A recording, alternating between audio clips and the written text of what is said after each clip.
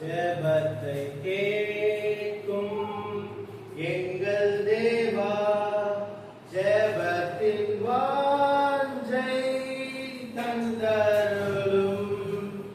ஜெபத்திலே கருத்திருந்து ஜெபத்தின் மேன்மையை காண செய்யும். ஜெபமே ஜீவன், ஜெபம் ஜெயம், ஜீவியத்திற்கு இதுவே சட்டம். ஜெபமே ஜீவன், ஜெபம் ஜெயம், ஜீவியத்திற்கு இதுவே சட்டம். ஊக்கத்துடனே ஓர்முகமாய் வாக்குத்தத்தத்தை பற்றிக் கொண்டு நோக்கத்தை எல்லாம் நேர்மையாக்கி கேட்கும்படிக்கு கிருபை செய்யும். ஜெபமே ஜீவன், ஜெபம் ஜெயம், ஜீவியத்திற்கு இதுவே சட்டம். ஜெபமே ஜீவன், ஜெபம் ஜெயம், ஜீவியத்திற்கு இதுவே சட்டம். ஆகாத நோக்கம் சிந்தனையை அகற்றும் எங்கள் நெஞ்சை விட்டு வாடானதாக்கும்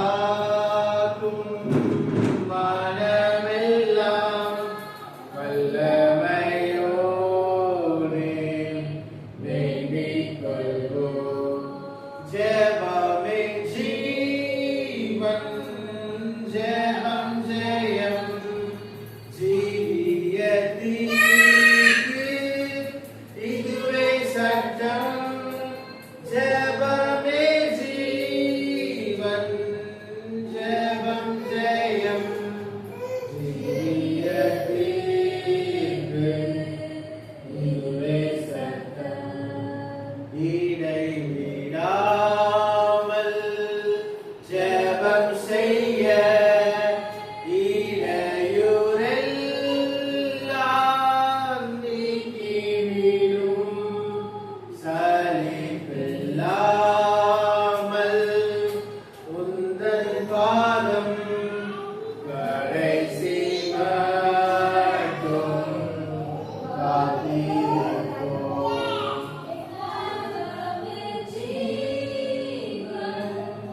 ஜெபம் ஜெயம், ஜீவியத்திற்கு இதுவே சட்டம். ஜெபமே ஜீவன், ஜெபம் ஜெயம்,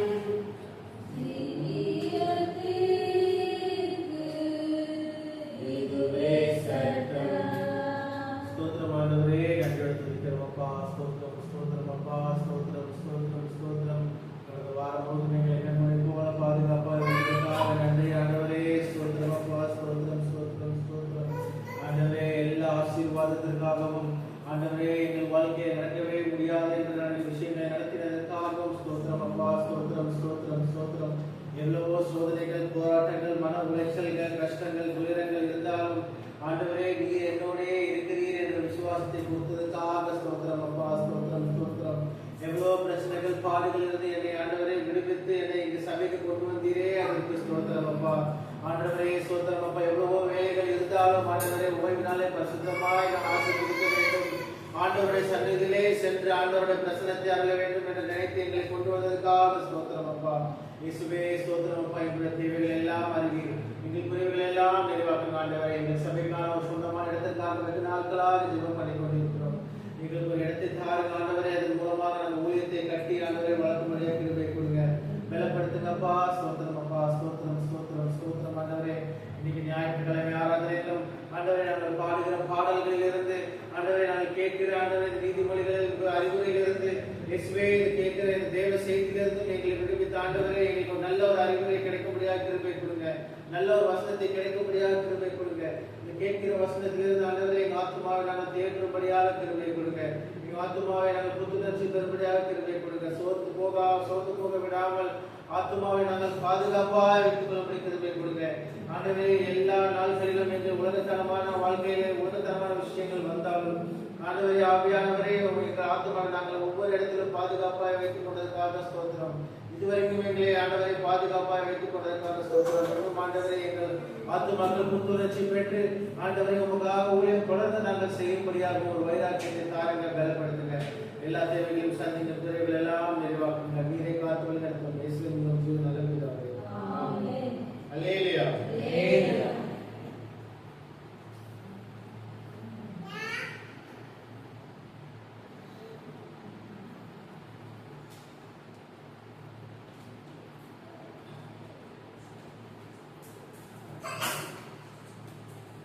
புதிய செவியர் பாடல் புத்தகத்திலிருந்து 48வது பாடலை பாடுங்கள். வனாந்திர யாத்திரையை கலைத்து நான் சோர்ந்து போகிறேன். 48வது பாடல். வனாந்திர யாத்திரையில் கலைத்து நான் சோர்ந்து போகும் நேரங்களில், வனாந்திர யாத்திரையில் கலைத்து நான் சோர்ந்து போகும் நேரங்களில்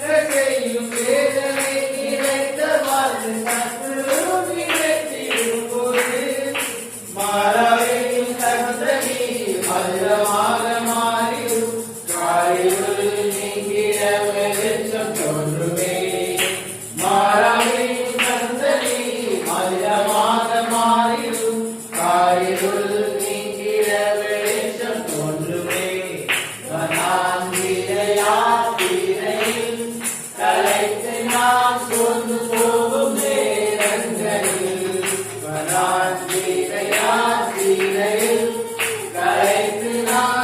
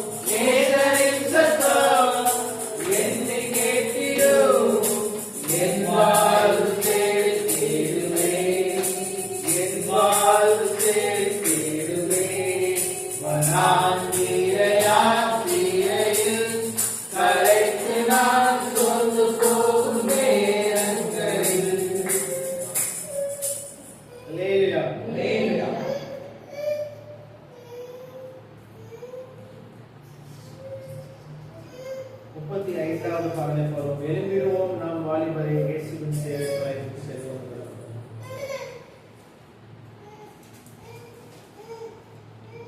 35வது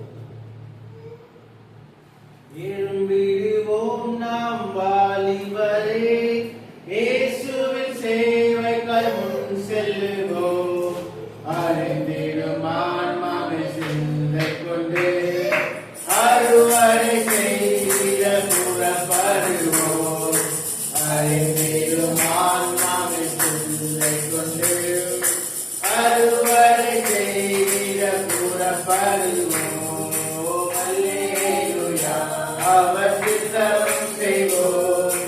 அல்லேலூயா அவர் பின் செல்லுவோம். அல்லேலூயா என்றும் ஜெயம் பெறுவோம். சிலுவை வீரராய் யுத்தம் செய்வோம். சிலுவை வீரராய் யுத்தம் செய்வோம்.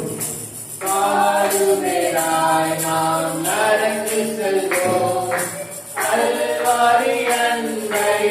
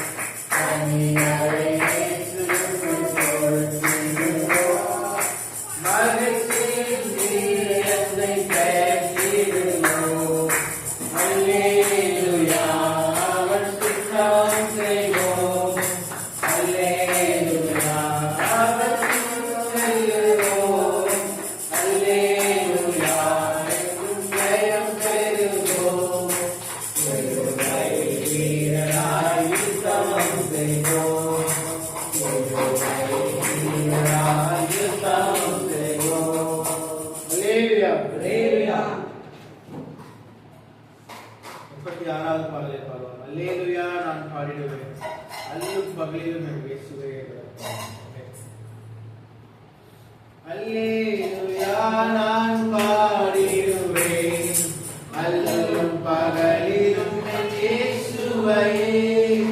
அல்லேலூயா நான் பாடிடுவேன், அல்லும் பகலிலும் என் இயேசுவையே. அல்லேலூயா நான் பாடிடுவேன், அல்லும் பகலிலும் என் இயேசுவையே. கலந்திட நாட்களில்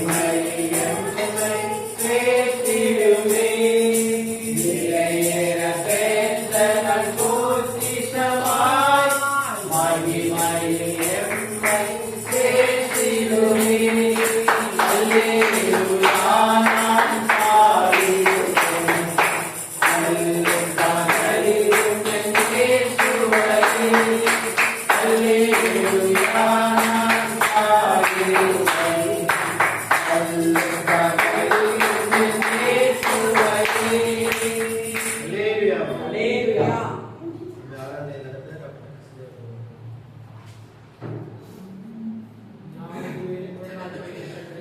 ஹalleluya.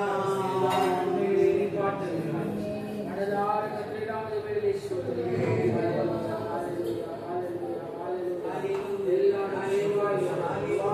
ஹalleluya. கர்த்தர் வேலையை ஆசீர்வதிக்க வந்திருக்கிறார். ஹalleluya. சாமியே நாவே ஹalleluya ஹalleluya ஹalleluya ஹalleluya.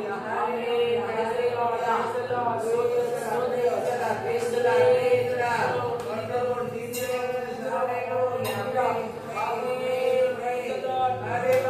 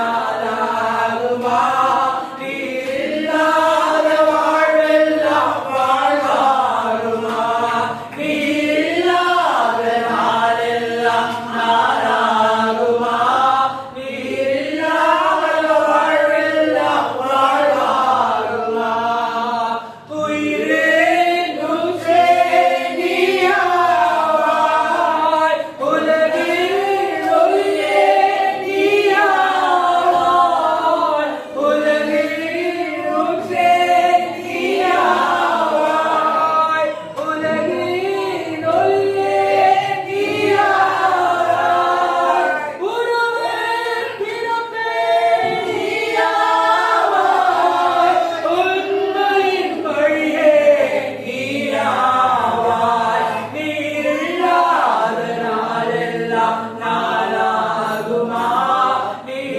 இல்லாத வாழ்வெல்லாம் வாழ்வாகுமா நீர் இல்லாத நாளெல்லாம் நாளாகுமா நீர் இல்லாத வாழ்வெல்லாம் வாழ்வாகுமா எனது ஆற்றலும் நீயாவாய் எனது வலிமையும் நீயாவாய் எனது ஆற்றலும் நீயாவாய் எனது வலிமையும் நீயாவாய் எனது வரணும் நீயாவாய் எனது கோட்டையும் நீயாவாய் நீர் இல்லாத நாளெல்லாம் நாளாகுமா நீர் இல்லாத வாழ்வெல்லாம் வாழ்வாகுமா நீர் இல்லாத நாளெல்லாம் நாளாகுமா நீர் இல்லாத வாழ்வெல்லாம் வாழ்வாகுமா நீர் இல்லாத நாளெல்லாம் நாளாகுமா நீர் இல்லாத வாழ்வெல்லாம் வாழ்வாகுமா காலை தட்டினா கர்த்தரை மகிமைப்படுத்துவோம். ஹல்லேலூயா. அவர் இல்லாத வாழ்வு ஒரு வாழ்வு இல்லை. அவர் இல்லாத நாள் ஒரு நாளே நாம் பாடுகிறோம். அவர் ஒவ்வொரு நாளும் நம்மோடு கூட இருக்கிறார். இந்த ஜீவியத்திலே கர்த்தர் நம்மோடு கூட வருகிறார். இந்த போக்கில் வரத்தில் கர்த்தர் கூட இருக்கிறார். தீமைகளை கர்த்தர் நன்மையால் மாற்றுகிறார். ஹல்லேலூயா, ஹல்லேலூயா. ஆமென். ஸ்தோத்திரம், ஸ்தோத்திரம், ஸ்தோத்திரம். ஜீவனுள்ள பிதாவே, கருணையான வேலைக்காய் ஸ்தோத்திரம். இம்மட்டுமான பிரசன்னத்தினாலே நிரப்பினபடியால் ஸ்தோத்திரம். ஆவியோடு உண்மையோடு கருத்தோடு பாட இந்த கிருபை பாராட்டினபடியால் ஸ்தோத்திரிக்கிறோம். தேவ பிரசன்னம் தொடர்ந்து எங்களோடு கூட ஆண்டவரே மகிமைப்படும்படியாய் ஜெபிக்கிறேன். மீட்பர் இயேசுவின் நாமத்தில் வேண்டுகிறோம் பிதாவே. யாவரும் எழுந்திருந்து மாறி மாறி வாசிக்கும்படியான நீதிமொழிகளை வாசிப்போம். பிரதர் ஜீவா அவர்கள் மாறி மாறி வாசிக்கும்படியான நீதிமொழிகளை வாசிப்போம்.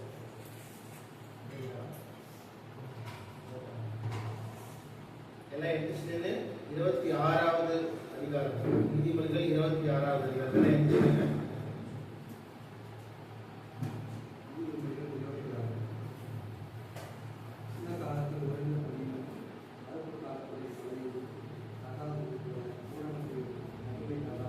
அடைக்கலாம் ஒருவரை அழைத்து போவது போல் அகைவலாய்க்கலாம் மறந்து போவது போல் ஆர்வமெல்லாம் சாபம் அந்தாது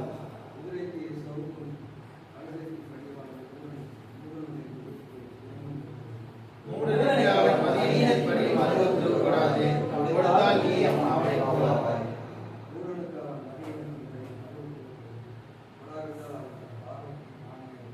மூடன் கையிலே செய்தியை கொண்டவன் ஆலையே நஷ்டத்தை அடைகிறான்.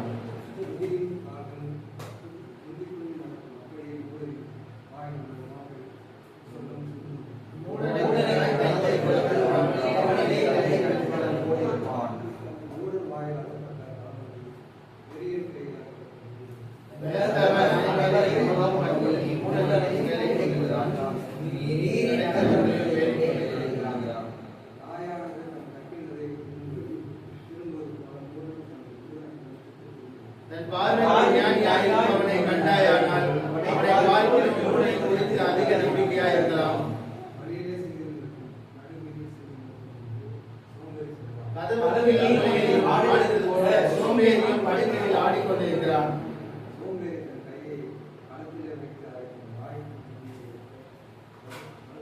புத்தியுள்ள மனிதன் சொல்லப்படும் 7 பேரை வாசிக்கிறோம். சோம்பேறிகள் பார்வைக்கு அதிக ஞானம் உள்ளவன்.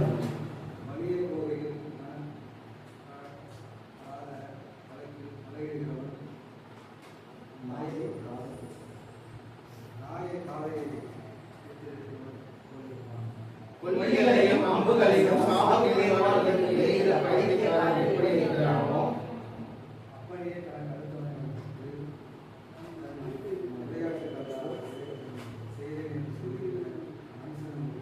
விரக்கில்லாமல் நெருப்பாகியும் கொள்ளுகிறவெல்லாம் சண்டையடையும்.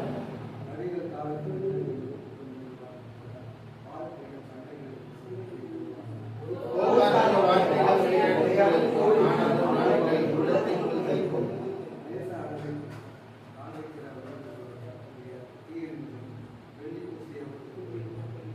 பகைஞர் உள்ளத்தில் கவலத்தை மறைத்து தம் உதடுகளினால் சுத்தப்படுத்துகிறார்.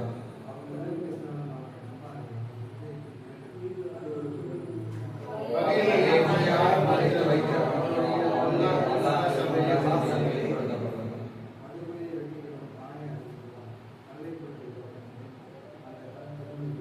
கல்லனாக தன்னாக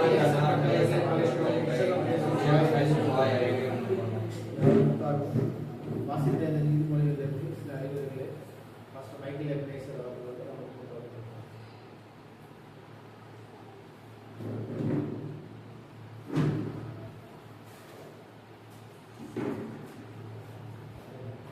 கர்த்தருடைய வசனமாக வாசிக்கப்பட்ட நீதிமொழிகளிலே இன்றைக்கு நாம் தியானத்துக்கென்று எடுத்துக் கொள்ளப்பட்டதான வசனம் நீதிமொழிகள் 26ஆம் அதிகாரம் 2வது வசனம்.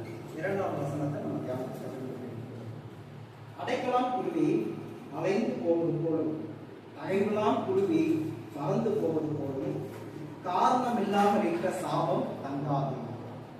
காரணம் இல்லாமல் இட்ட சாபம் தங்காது. சாபத்தை குறித்து இன்னைக்கு நாம் வேதத்திலே ஒரு சில காரியங்களை நம்ம தியானிப்போம். வேதத்தில் நம்ம சாபத்தை குறித்து பார்க்கும் பொழுது பரலோகத்திலே சாபம் உண்டானது, பழைய ஏற்பாட்டிலே சாபம் உண்டானது, புதிய ஏற்பாட்டிலே சாபம். பரலோகத்திலே பார்த்தீங்கன்னா தேவ தூதர்களுக்கு வைக்கப்பட்டதான சோதனையிலே கேருப் என்கிறதான அந்த லூசிபர் தூதன் என்ன செய்யலாம், தீமை செஞ்சு தேவனிடத்திலே சாபத்தை பெற்றுக்கொண்டு அவனுக்கு ஒரு நித்திய முடிவை என்ன செஞ்சார், தேவன் நியமித்து விட்டார். அது சாபமாக நியமித்துட்டார். அவனுக்கு மன்னிப்பே கிடையாது. கடைசியில் அவனுக்கு அக்னியும் கதவு எரிகிற கடலை என்ன செஞ்சாரு, அவர் உறுதிப்படுத்தி அதை கன்ஃபார்ம் ஆகிவிட்டார். எந்த விதமான மாற்றம் கிடையவே கிடையாது. இந்த மாதிரி பருவத்தில் அவர் தீமை செஞ்சதுனால உண்டான சாபத்தை நாம் பார்க்கிறோம். பழைய ஏற்பாட்டில் ஆதாம் ஏவாளுக்கு உண்டான சாபத்தை பார்க்கிறோம்.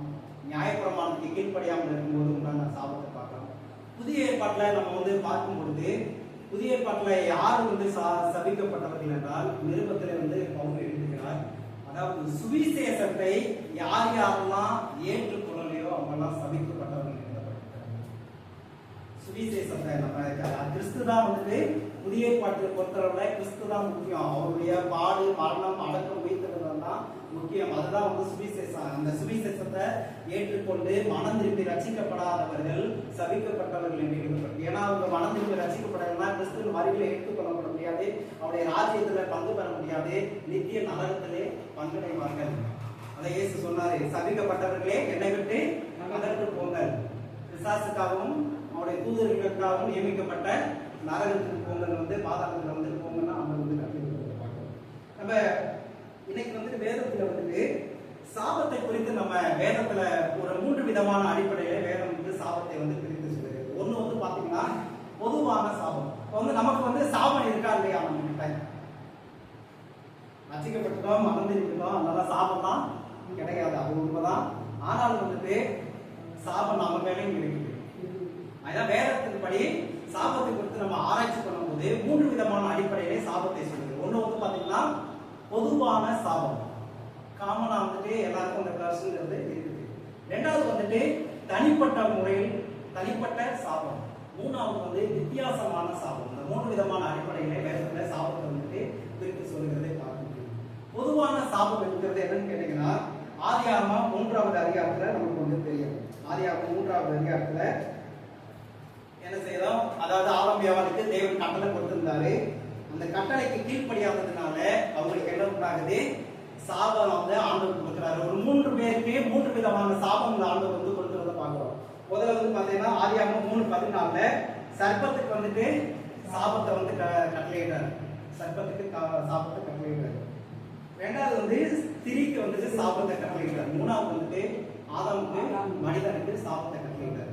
இந்த ஸ்திரீக்கும் மனிதனுக்கும் உண்டானதான அந்த சாபம் வந்து பாத்தீங்கன்னா பொதுவான சாபம். இது வந்து பாத்தீங்கன்னா உலகத்துல இந்த கொடுக்கப்பட்ட சாபம் என்னன்னு கேட்டீங்கன்னா ஆதியாகமம் 3:16 சொல்லப்பட்டிருக்கிறது, நீ பிள்ளை பெறும்போது இருந்தது கர்ப்ப வேதனையோடு பிள்ளை பெறுவாய்.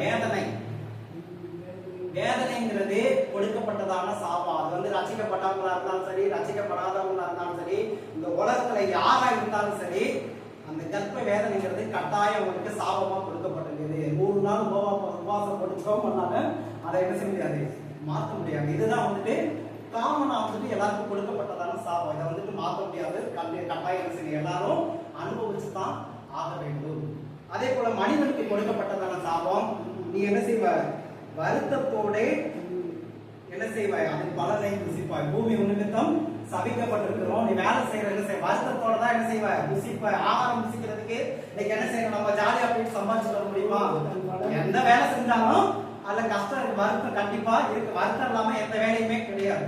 அது வந்துட்டா ஒரு பொதுவான சாபம், மனிதனுக்கு கொடுக்கப்பட்டதான சாபம். அதான் யோபு 5:7 யோபு சொன்னாரு, வருத்தத்தை அனுபவிப்பதற்காகவே மனிதன் இந்த பூமியிலே பிறந்திருக்கிறான் என்று யோபு சொன்னார். வருத்தத்தை அனுபவிக்கிறதுக்காக. இது வந்து பொதுவான சாபம். மனிதர்களுக்கு எல்லாருமே வேலை செய்யறதுக்கு வருத்தப்படாம என்ன செய்ய முடியாது, சம்பாதிக்க முடியாது, சாப்பிட முடியாது. இது வந்துட்டு பொதுவான சாபம். அதுக்கடுத்து ரெண்டாவது வந்து பாத்தீங்கன்னா தனிப்பட்ட சாபம். தனிப்பட்ட சாபங்கிறது வந்து பாத்தீங்கன்னா நம்ம நீதிமானா நடந்தோம்னா நமக்கு ஆசீர்வாதம் கிடைக்கும், பாவம் செஞ்சா என்ன கிடைக்கும், சாபம் கிடைக்கும். இது வந்து நியாயப்பிரமாணத்தினால பழைய ஏற்பாட்டுல வந்து ஆண்டவர் கொடுக்கிறாரு. என்னன்னா, அதாவது உபாகமம் 27வது அதிகாரம் 26வது வசனம். உபாகமம் கலாத்தியர் 3 பத்தி எடுத்து வாசிக்கும். கலாத்தியர் 3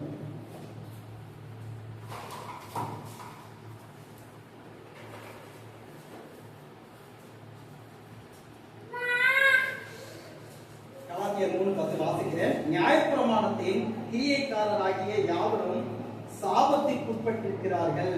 நியாயப்பிரமாண புஸ்தகத்தில் எழுதப்பட்டவைகளை எல்லாம் செய்யத்தக்கதாக அவைகளில் நிலைத்திராதவன் எவனோ அவன் சபிக்கப்பட்டவன் என்று எழுதியிருக்கிறது.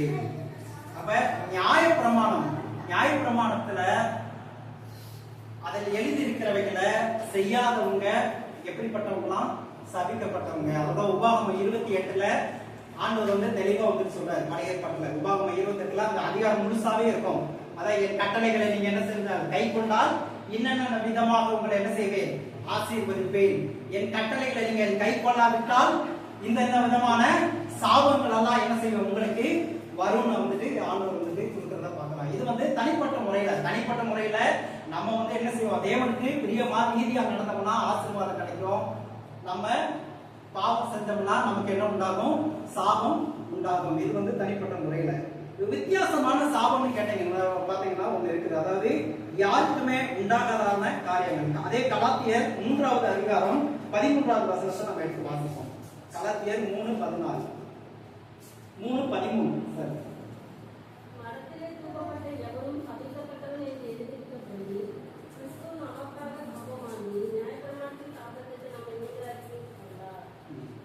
அதாவது மரத்தில் தூக்கப்பட்ட எவனும் சபிக்கப்பட்டவன் என்று எழுதியிருக்கிறது. கிறிஸ்து நமக்காக சாபமாகி நியாயப்பிரமாணத்தின் சாபத்துக்கு நம்மை நீங்களாக்கி மீட்டுக் கொண்டார். இந்த சாபம் வந்து பாத்தீங்கன்னா எல்லாருக்கும் கிடையாது. அது இயேசு கிறிஸ்துவுக்கு மட்டும் உண்டானதான சாபம்.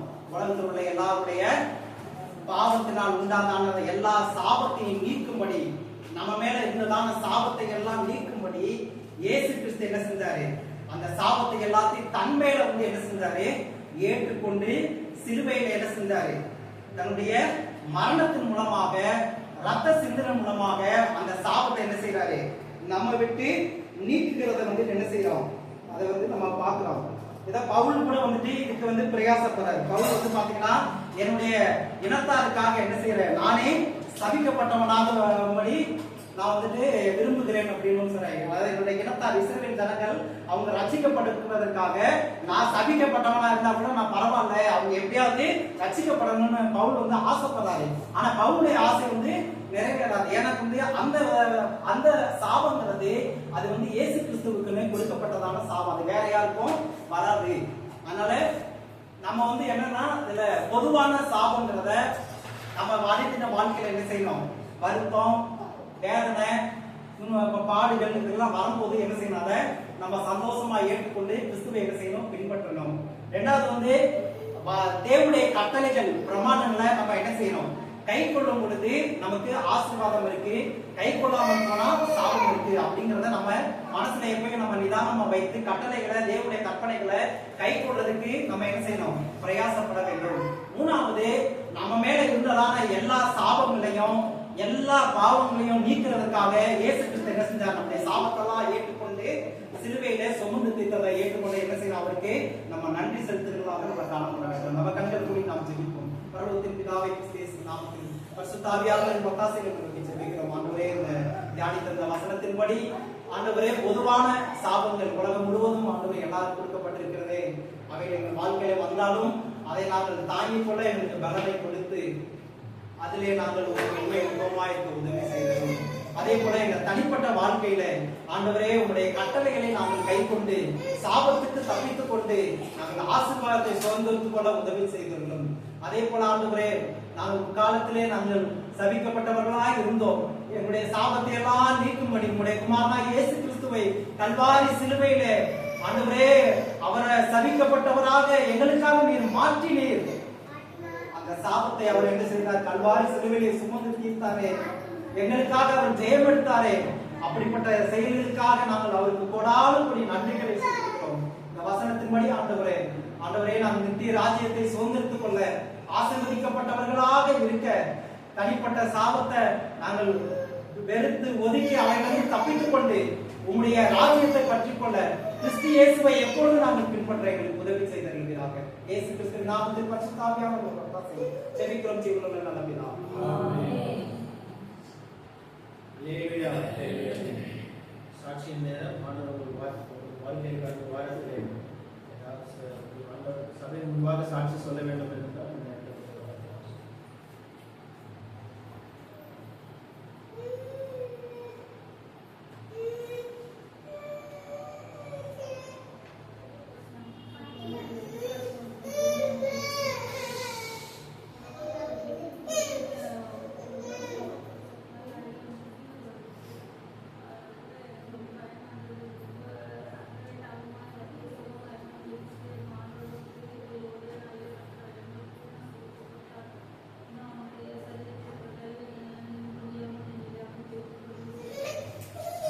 சாட்சிக்காக ஸ்தோத்திரம் பண்ணுவோம். ஹல்லேலூயா. ஹல்லேலூயா.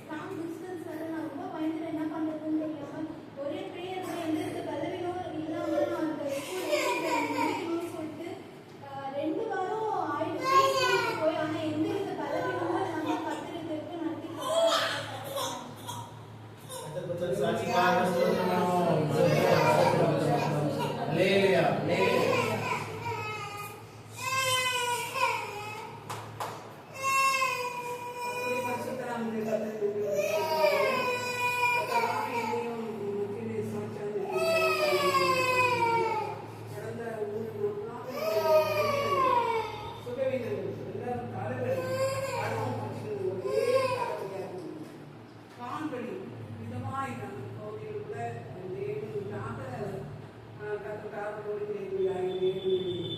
செய்தார். அது மாத்திரம் இல்லை, வெள்ளிக்கிழமை வருவது கூட எழுந்து கொடுப்போம் வந்து வரலாம் என்று நினைக்கும் பொழுதெல்லாம் எனக்கு ரொம்ப பலனை தாக்கி கொண்டது. கற்றுடைய பரிசுத்தம் நாங்களே இது விசான மருந்து மாத்திரம் எடுக்கவே கூடாது.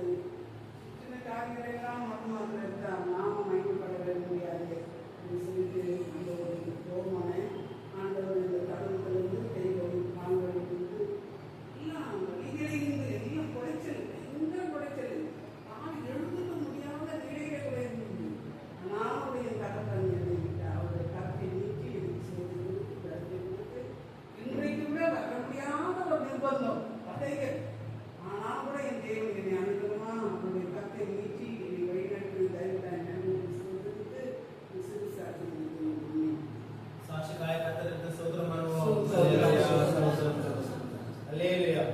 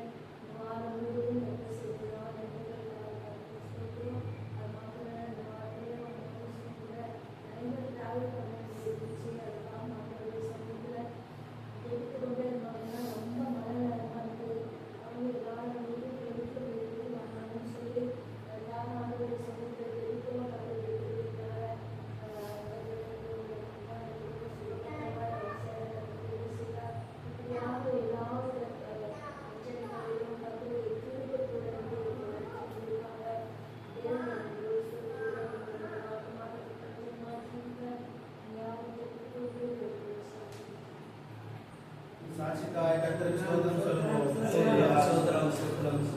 அல்லேலூயா. அல்லேலூயா. பாடல்களை பாடும்போது அவர் எழுந்தது காணிக்கைகளையும் அவர்களையும்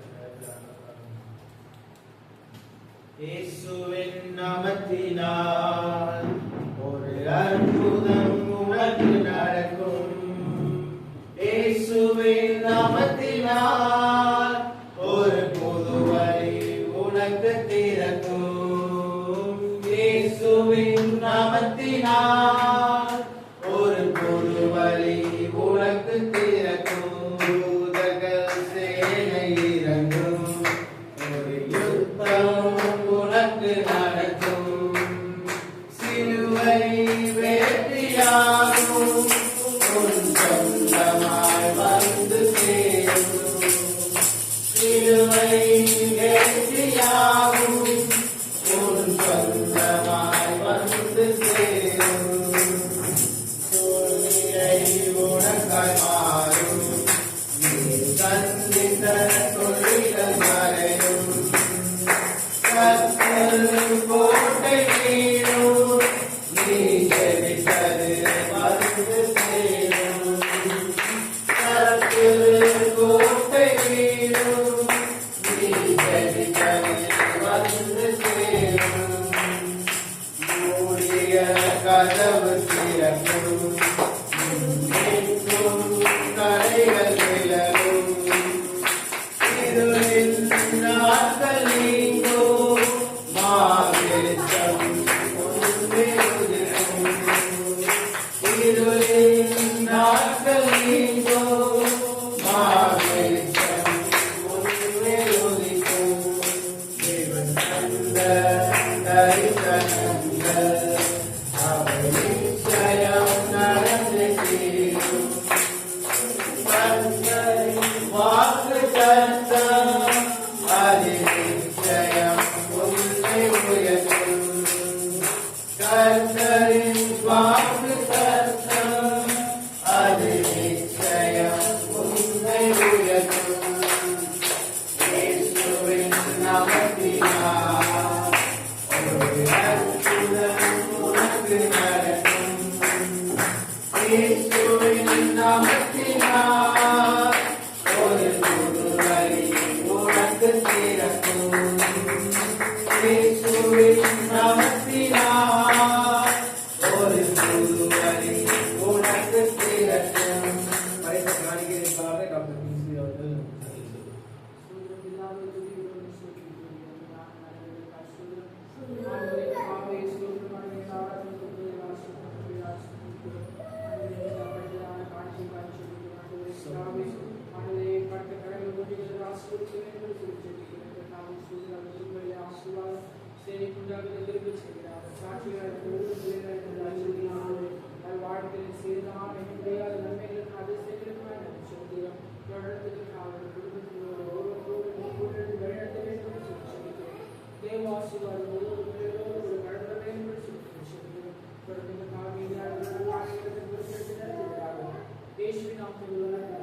ஆமென்.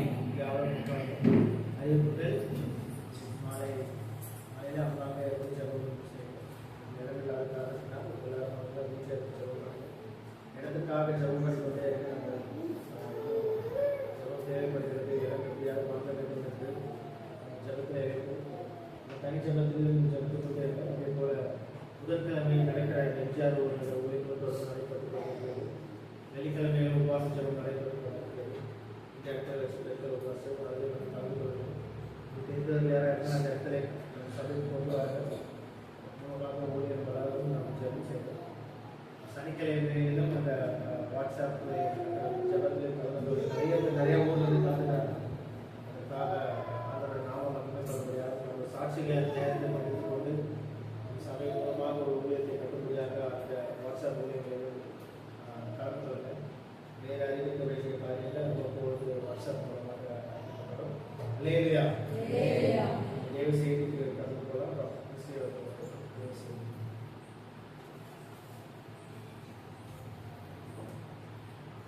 Hallelujah. Hallelujah. Hallelujah.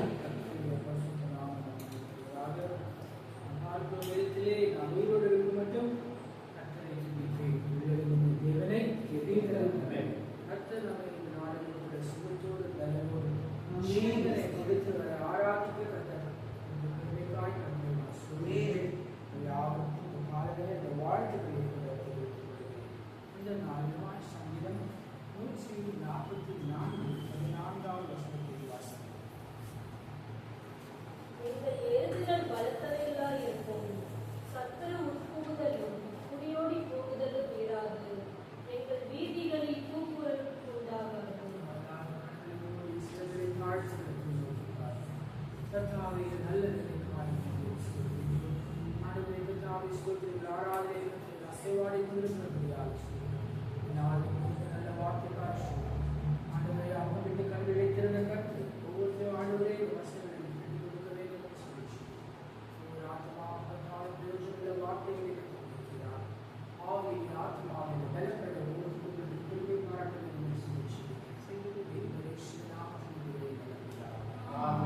Hallelujah.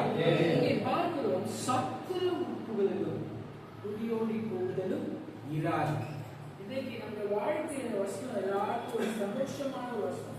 இன்னைக்கு சத்துரு ஒரு வீட்டுக்குள்ளேயோ இல்லையென்றால் ஒரு மனிதனுக்குள்ளேயோ பிரவேசிக்கும் போது அவன் எவ்வளவு துன்பப்படுகிறான், எவ்வளவு கஷ்டப்படுகிறான், எவ்வளவு வேதனைக்குள்ளாக அவன் செல்கிறான்.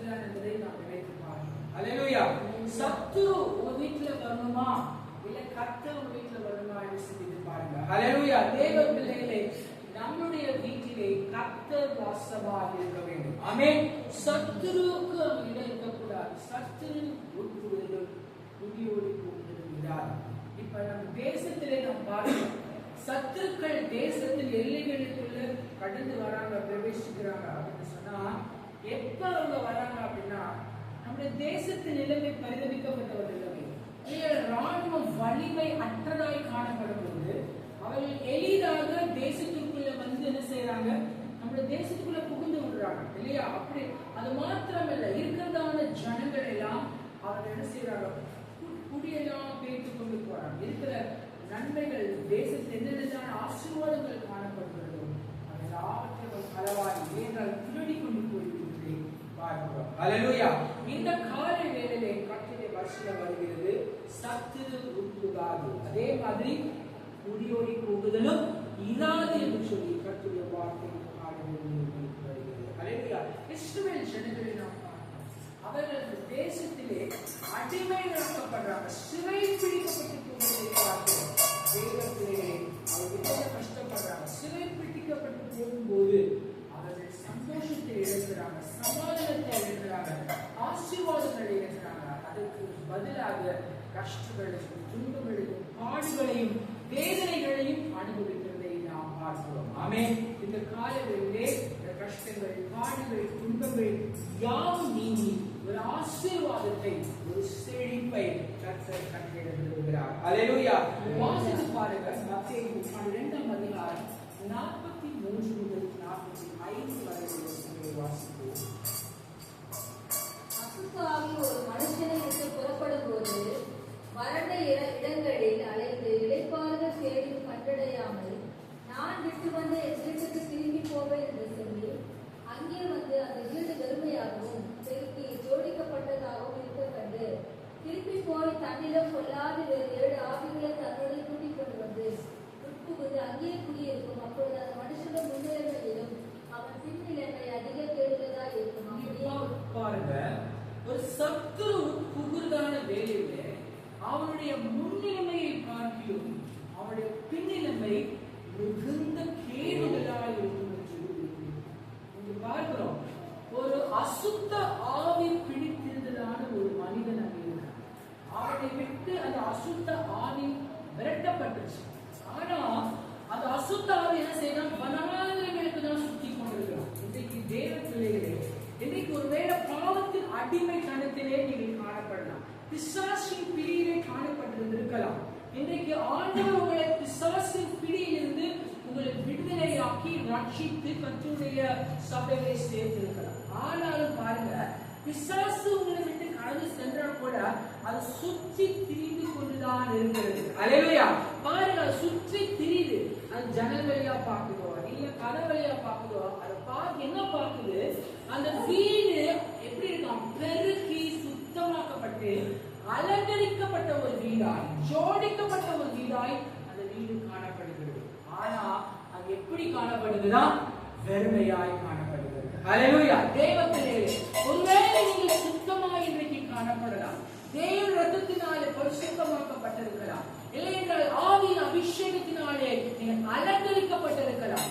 ஆனாலும் கூட இன்றைக்கு வெறுமையாய் உங்களுடைய இருதயமோ ஒரு வீடோ காணப்படுமாய் அது உங்களுடைய முன்னிலைமையை பார்க்கிறோம், பின்னிலைமை கேடுள்ளதாய் காணப்படும். ஹல்லேலூயா. தேவ பிள்ளைகளை சத்துரு பாருங்க வந்து பார்க்கிறான், அந்த வீட்டை பார்க்கிறான், அது அழகா கூட்டப்பட்டிருக்கு, பெருக்கப்பட்டிருக்கு, அது ஜோதிக்கப்பட்டு அலங்கரிக்கப்பட்டிருக்கிறதை பார்க்கிறோம். ஆனா அவன் எட்டி பார்க்கும்போது அந்த வீடு வெறுமையாய் காணப்படுகிறது. ஹல்லேலூயா. இன்றைக்கு அந்த வீட்டிலே யார் இருக்க வேண்டும், கர்த்தராகிய இயேசு கிறிஸ்து அந்த வீட்டிலே வாசம் செய்கிறவராய் காணப்பட வேண்டும். ஹல்லேலூயா. இயேசு கிறிஸ்து உங்களிலே காணப்படவில்லை என்றால், உங்களுடைய வீட்டிலே இல்லை என்றால், ஒரு இருதயத்திலே இல்லை என்று சொல்லி கேட்டால் பிசாசு பார்த்து கொண்டே இருக்கிறான். ஹல்லேலூயா. அவன் சுற்றி கொண்டே இருந்து எப்படியாவது திரும்ப அவன் சொல்றான், திரும்ப தன் வீட்டுக்குன்னு சொல்றான். அதுதான் என்னுடைய வீடு, அந்த வீடு இனி யாருமே இல்ல, ஆகவே நான் போய் வேறு சில 7 ஆவிகளையும் கூட்டிக் கொண்டு வந்து அந்த வீட்டிலே நான் வந்து வாசம்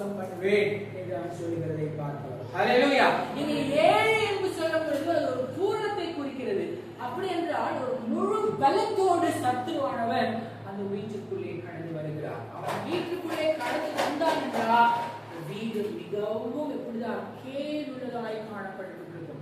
ஆகவே விசுவாசிகளாக நாம் மிகுந்த ஜாக்கிரதையுள்ளவர்களாய் மிகுந்த எச்சரிக்கையுள்ளவர்களாய் ஜீவிக்க வேண்டும். சத்துரு புகுந்தான் என்றால் அவனுடைய ஆளுகைக்குள்ளாக நாம் என்ன செய்வோம்? காணப்படுவோம். அவன் ஆளுகையை எடுத்துக் கொள்வான். இன்றைக்கு தேவ பிள்ளைகள் கர்த்தரிலே நான் இருக்கிறேன், அவரை விசுவாசிக்கிறேன், விசுவாசம் நீங்கினது என்று சொல்லுதான பிள்ளைகள் உங்களுடைய இருதயங்களிலே கர்த்தர் வாசமாய் இருக்கிறாரா? இயேசுவுக்கு இடம் உண்டா? இல்லை என்றால் அவரை விட்டு நீங்கள் பின்வாங்கி சென்றிருக்கிறீர்களா? அல்லேலூயா. ஒருவேளை நீங்கள் திரும்ப பின்வாங்கி போயிருக்கிறீர்கள் என்றால் நிலைமை பரிதாபத்திற்குரியதாய் காணப்படுகிறது. அல்லேலூயா. அது மிகுந்த கேடுள்ளதாய் காணப்படுகிறது. பேதுரு இதைதான் கூறுகிறார். வாசித்து பாருங்க. 2 பேதுரு 2ஆம் அதிகாரம் 20வது வசனத்தை வாசிப்போம். 2 பேதுரு 2:20. கர்த்தரும் இரட்சகருமாய் இருக்கிற இயேசு கிறிஸ்துவை அறிகிற அறிவினாலே உலகத்தின் அசுத்தங்களுக்கு தப்பினவர்கள் மறுபடியும் அவைகளில் சிக்கிக்கொண்டு ஜெயிக்கப்பட்டால் அவர்களுடைய பின்னிலைமை முன்னிலைமையிலும் கேடுள்ளதாய் நீ அதைதான் பார்க்கிறோம். அசுத்தத்தை விட்டு விலகி வந்ததான தேவ பிள்ளைகள் மறுபடியும் அசுத்தத்திற்குள்ளாக நீங்கள் செல்வீர்கள் என்றால் பரிசுத்த குலைச்சல் ஆக்குவீர்கள் என்று சொல்லி கேட்டால் உங்களுடைய முன்னிலைமையை பார்க்கணும். பின்னிலைமை கேடுள்ளதாய் காணப்படும். அல்லேலூயா. இன்றைக்கு தேவ பிள்ளைகள் சபைக்கு வந்து கொண்டிருக்கிற பிள்ளைகள் விசுவாசிகள் எவ்வாறா இருக்கிறீர்கள்? தேவன் உள்ளே இருக்கிறாரா? அவரை சார்ந்து ஜீவிக்கிறீர்களா என்று சொல்லி பாருங்கள். அல்லேலூயா. எப்ப சாத்தான் ஒரு வீட்டுக்குள்ள போகிறான், ஒருவேளை பாவம் அவனிலே காணப்பட்டால், அவன் இருதயத்திலே காணப்பட்டால், அந்த வீட்டிலே பாவம் இருக்கும் என்றால் நீ சத்துரு ஈஸியா அந்த வீட்டுக்குள்ளே நுழைந்திருக்கிறது. தேவன் மனுஷன் எல்லாரையும் அவன் பாவம் இல்லாதவர்களால் படைத்தான். பரிசுத்தம். ஆனால் அவனோ சகல உபாய தந்திரங்களையும் அவன் செய்து என்ன செய்தான்? பரிசுத்தத்தை விட்டு விடுகிறான். தேவனை விட்டு விலகி பாவத்திற்குள்ளாய் அவன் ஜீவிக்கிறதை நாம் பார்க்கிறோம். அங்கே பாருங்க, சத்துரு ஒன்றுக்குள்ள பூதான்னு சொல்லி கேட்டா அது விலகாது. அல்லேலூயா. அந்த ஆசீர்வாதம் கிடையாது. அது மிகுந்த கேடுள்ளதாய் காணப்படுகிறது. யூதாசை நாம் பார்க்கிறோம். சத்துரு அவனுக்குள்ளே புகுதலை பார்க்கிறோம். யூதாசுக்குள்ளே சத்துரு புகுந்ததான வேளையிலே அவன் ஆண்டவராகிய இயேசு கிறிஸ்துவை அவன் காட்டி கொடுத்ததை பார்க்கிறோம். அல்லேலூயா. அதனால என்ன நடந்தது எல்லாம் நீங்கள் அறிந்துதான். தேவ பிள்ளைகளே, சத்துருவுக்கு ஒரு இடத்தை விடாதபடி உங்களுடைய இருதயம் ஜோதிக்கப்பட்டு அலங்கரிக்கப்பட்டு அது வெறுமையாய் காணப்படாதபடி இயேசு கிறிஸ்து உங்களிலே வாசம் செய்கிறவராய் தேவ பிள்ளைகளை காணப்பட வேண்டும். சவுலுக்குள்ளே பாருங்க, அவனுக்குள்ள கூட அசுத்த ஆவி புகுந்ததான வேளையிலே அவன் மிகுந்த கலக்கம் அடைந்தவனாய் காணப்படுகிறதை பார்க்கிறோம். சத்துரு ஒரு மனுஷனுக்குள்ள புகுந்ததுன்னு சொல்லி கேட்டா அது கேடான ஒரு வாழ்க்கையை குறிக்கிறதை நாம் பார்க்கிறோம். தேவ பிள்ளைகளே, எப்படி நாம் இந்த சத்துருவின் போராட்டத்திலிருந்து விடுதலை பெற முடியும்? இயேசு கிறிஸ்துவின் நாமத்தினாலே, அவருடைய ரத்தத்தினாலே, அவருடைய வல்லமையினாலே, பரிசுத்த ஆவியின் நிறைவினாலே ஜெபிக்கும் போது கர்த்தர் சத்துரு ஆனபடி நம் ஒவ்வொருத்தரையும் காக்க அவர் வல்லமை உள்ளவராய் இருக்கிறார். அல்லேலூயா. தேவ பிள்ளைகளே, சத்துரு உட்புறலும் துடியோடி போவதிலும் இராது என்று சொல்லி நாம் பார்க்கிறோம். ஆமென். அடுத்ததாக லூக்கா 8ஆம் அதிகாரம் 29வது வசனத்தை நாம் வாசிப்போம். லூக்கா 8:29.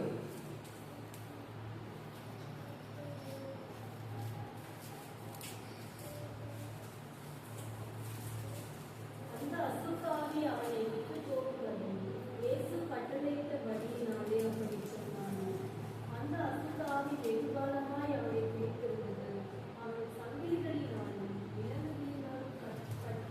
சங்கிலிகளினாலும் விலங்குகளினாலும் கட்டப்பட்டது. அசுத்தாவி ஒருத்தன் வந்ததுன்னா அது ஒருவனை மிகுந்த பலனற்று போக செய்கிறதை பார்க்கிறோம். ஒரு ஆவி அல்ல, 7 ஆவிகளை திரும்ப கொண்டு வரும்போது அது மிகுந்த பலத்தோடு காணப்படுகிறது. அதனால் ஏற்படுகிறதான சரீர பலவீனங்கள், சேதங்கள் அநேகமாய் காணப்படுகிறது. என்ன செய்யறாங்க? சங்கிலிகளினாலும் விலங்குகளினாலும் கட்டப்படுகிற ஒரு சூழ்நிலைக்குள்ளாய் தள்ளப்படுகிறதை பார்க்கிறோம். தேவ பிள்ளைகளே, சத்துரு உட்புகிறதான வேலையிலே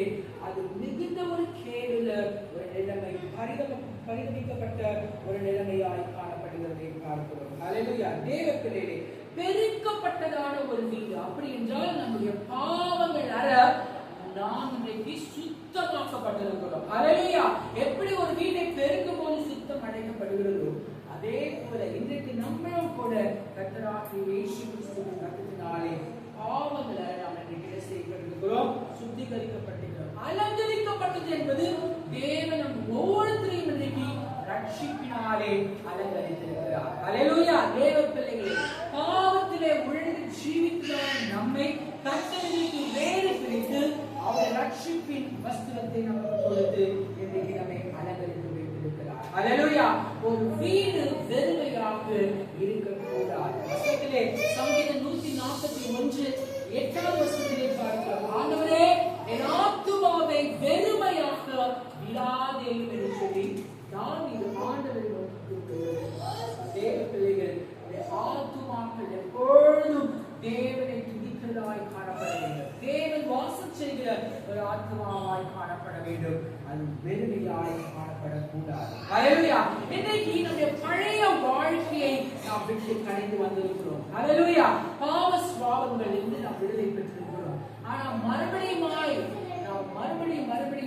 பாவ சுபாவங்களுக்குள்ளே, இளைஞர் இச்சைகளுக்குள்ளே, தீமையான பழக்க வழக்கங்களுக்குள்ளே, தேவனுக்கு பிரியமற்றதான காரியங்களுக்குள்ளே மறுபடியும் நாம் செல்வோம் என்று சொல்லிவிட்டால் அதற்கு விடுதலை பெற்று வருவது மிக கடினமாக காணப்படுகிறது. ஹல்லேலூயா. இங்க சத்துரு உட்புகுதலான வேளையிலே சங்கிலியும் என்ன செய்யறாங்க, விலங்குகளால் கட்டப்படுகிறதான ஒரு வாழ்க்கை. தேவ பிள்ளைகளே, மறுபடியும் சிக்கிக் கொள்ளும் போது அப்படிப்பட்டதான காரிலிருந்து விலகி வருவது மிகுந்த கடினமாக காணப்படுகிறது. ஹல்லேலூயா. இங்கே யாக்கோபை பார்க்கிறோம். ஆண்டவர் யாக்கோபை குறித்து சொல்லுகிறார், நீ என்ன செய், உன் இடத்தை தேசத்தை விட்டு அந்த தேசத்தை விட்டு நீ உன்னுடைய தேசத்துக்கு போ என்று சொல்லுகிறார். அவன் ஆண்டுடைய சொல்படி கேட்டு ஆடு மாடுகள் மனைவி பிள்ளைகள் யாரையும் அவன் கூட்டிக் கொண்டு வருகிறான். லாபான் என்ன செய்கிறான், பின்னாடியே பின்தொடர்ந்து வருகிறான். என்று சொல்லாம எப்படி கூட்டு வந்தார், இவர்கள் எல்லாம் என்னுடைய பிள்ளைகள், இந்த எல்லா ஆசீர்வாதம் என்னுடைய என்று சொல்லி அவன் உரிமை பாராட்டுகிறதை பார்க்கிறோம். தேவ பிள்ளைகளே, நீங்க ஒருவேளை எல்லாத்தையும் விட்டு விட்டு சென்றாலும் கூட, தேவனுக்கு நேராக நீங்க சென்று கொண்டாலும் கூட, பிசாசு லாபானை போல உங்களை பின்தொடர்ந்து வந்து அவன் உரிமை பாராட்டுவான். இது என்னுடைய வீடு, நான் தந்ததுதான வீடு, நீ எப்படி அங்க போவேன்னு சொல்லி ஒருவேளை உங்களை பின்தொடர்ந்து அவன் உரிமை பாராட்டக்கூடிய சூழலை கூட ஏற்படும். ஹல்லேலூயா. தேவ பிள்ளைகள் அவனுக்கு எதிர்த்திருக்கிறவர்களாய் நாம் காணப்பட வேண்டும். ஹல்லேலூயா. சகேவை பாருங்க, அவன் என்ன செய்கிறான், ஆண்டவர் என்னுடைய வீட்டிலே தங்க வேண்டும் என்று சொல்லி அவன் வாஞ்சிக்கிறான், விரும்புகிறான். ஹல்லேலூயா. அவன் ஒரு காட்டத்தி மரத்தின் மேலே ஏறி நின்று ஆண்டவர் எப்படிப்பட்டவரோ என்று பார்க்க வகை தேடிக் கொண்டிருக்கிறான். ஆண்டவர் அவனிடத்தில் வந்து சொல்கிறார், சகேவை நான் இன்றைக்கு ஒரு வீட்டிலே தங்க வேண்டும் என்று சொல்கிறார். ஹல்லேலூயா. தேவ பிள்ளைகளே, உங்க வீட்டிலே இன்றைக்கு யார் தங்க வேண்டும், உங்களுடைய இருதயத்திலே யார் தங்குகிறார்கள்? சத்துருக்கு இடம் கொடுக்கிறீங்களா, கர்த்தருக்கு இடம் கொடுக்கிறீங்களா? ஹல்லேலூயா. சகே ஒரு பாவியான மனிதனாய் காணப்பட்டான். அவன் இயேசுவுக்கு இடம் கொடுத்தான். இயேசு அவனுடைய வீட்டிற்கு தங்குவதற்காய் வந்ததை நாம் பார்க்கிறோம். ஹல்லேலூயா. இன்றைக்கு நம்முடைய வீடு தேவனுக்கு பிரியமாய், தேவன் தங்குகிற ஒரு வீடாய் இருதயம் காணப்பட வேண்டும். ஹல்லேலூயா. எதெல்லாம் நம்முடைய வெறுமையாய் காணப்படக்கூடாது என்று சொல்லி பார்க்கிறோம். ஒரு வீடு அலங்கரிக்கப்பட்டதாய் பெருக்கப்பட்டதாக இருந்தாலும் கூட அது வெறுமையாய் காணப்படக்கூடாது. அப்படி என்றால் எதினாலே அது நிரப்பப்பட வேண்டும் என்று சொல்லி வேதத்திலே நாம் வாசிப்போம். அப்போஸ்தலர் 2ஆம் அதிகாரம் 2வது வசனத்தை வாசிப்போம். அப்போஸ்தலர் 2:2. அப்பொழுது பலத்த காற்று அடிக்கிற முழக்கம் போது வானத்திலிருந்து சரிதியாய் ஒரு முழக்கம் உண்டாகி அவர்கள் உட்கார்ந்திருந்த வீடு முழுவதையும் நிரப்பிற்று. வீடு முழுவதையும் நிரப்பிற்று. என்ன நிரப்பிற்று? அல்லாமலும் அக்கினிமயமான நாவுகள் போல திரிந்திருக்கும் நாவுகள் அவர்களுக்கு காணப்பட்டு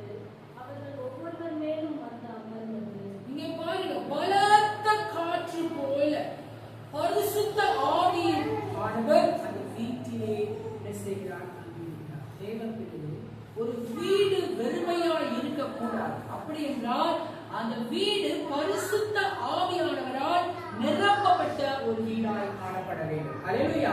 இந்த வீட்டிலே பாருங்க, பலத்த காற்றை போல பரிசுத்த ஆவியானவர் அந்த வீட்டிலே என்ன செய்தார்? இருந்தார். அங்கு இருந்ததான மக்கள் நவமான பாஷைகளை பேசி தேவனை துதித்து மகிமைப்படுத்துகிறவர்களாய் காணப்படுகிறதை நாம் பார்க்கிறோம். அல்லேலூயா. இன்றைக்கு நம்முடைய வீடு பரிசுத்த ஆவியானவரால் நிரப்பப்பட்ட ஒரு வீடாய் காணப்பட வேண்டும். அல்லேலூயா. தேவ ஆவியானவர் தங்குகிற ஒரு வீடாய் காணப்பட வேண்டும். அது மௌனமாய் இருக்காது. அந்த வீட்டிலே தேவ ஆவியானவர் வாசம் செய்யும் போது அங்க இருக்கிறதான பிள்ளைகள் மக்கள் எல்லாம் கர்த்தரை துதித்து மகிமைப்படுத்தி அவரை அனுசரித்து சத்தமா அவரை மகிமைப்படுத்தி ஜெபித்து பரிசுத்த ஆவியானவர் நிரப்பப்படுகிறதை நாம் பார்க்கிறோம். அல்லேலூயா.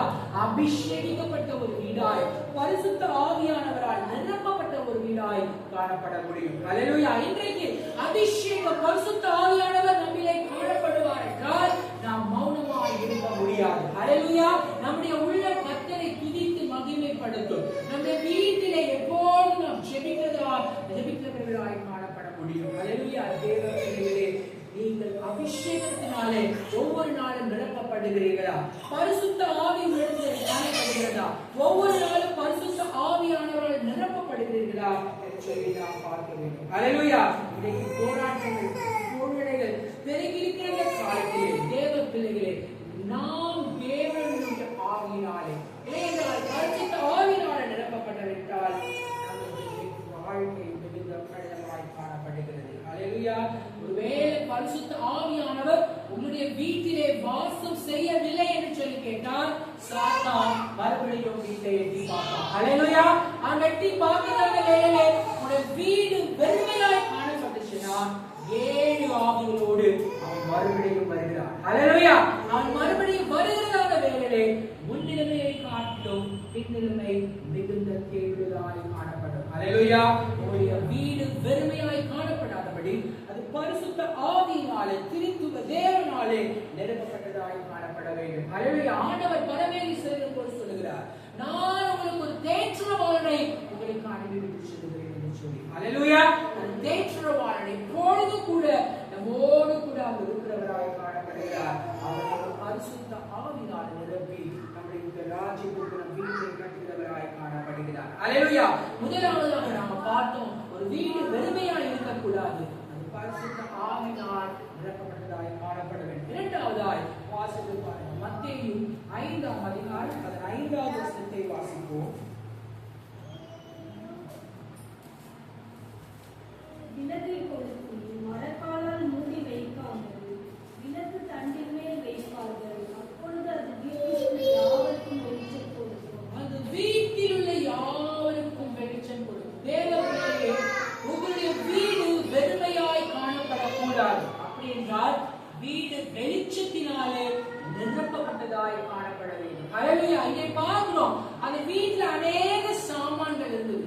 ஆனால் விளக்கு தண்டிலே அந்த விளக்கு ஏற்றப்பட்டதான வேளையிலே அந்த வீடு முழுவதுமாய் வெளிச்சத்தால் நிரப்பப்பட்டிருக்கிறதை நாம் பார்க்கிறோம். தேவ பிள்ளைகளே, உங்களுடைய வீடு இணையங்கள் இருதயம், இங்கு இருதயம் வீடுக்கு ஒப்புமையாக சொல்லப்பட்டிருக்கிறதை பார்க்கிறோம். தேவ பிள்ளைகளே, நம்முடைய வீடு இன்றைக்கு இருளிலே காணப்படாதபடி, பாவத்தினால நிரப்பப்பட்ட பாவ அந்தகார இருள் சூழ்ந்திருக்காதபடிக்கு அது வெளிச்சத்தினாலே நிரப்பப்பட்டதாய் காணப்பட வேண்டும். அல்லேலூயா. பார்க்கிறோம், இயேசு கிறிஸ்து உலகத்தில் ஒளியாய் காணப்படுகிறார். அல்லேலூயா.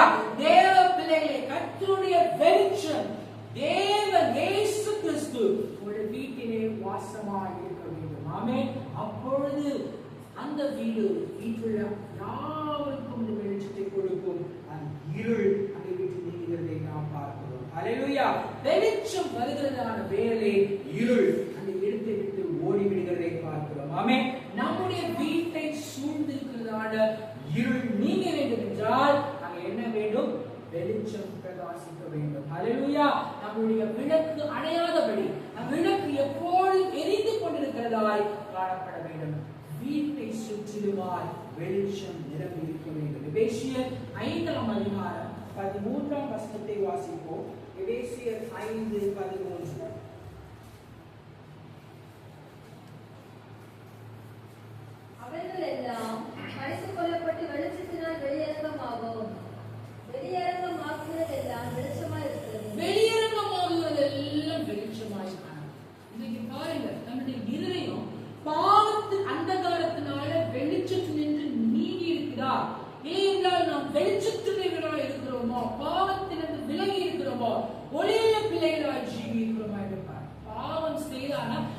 இருட்டிலே அந்த காலத்திலே காணப்படுவதை பார்க்கிறோம். தேவ பிள்ளைகளே, அந்த காலத்தில் இருளில் நின்று நம்ம எல்லாரையும் பரிசுத்த ஆவியானவர் வெளிச்சத்துக்கு இடையாய் கொண்டு வருகிறார். அல்லேலூயா.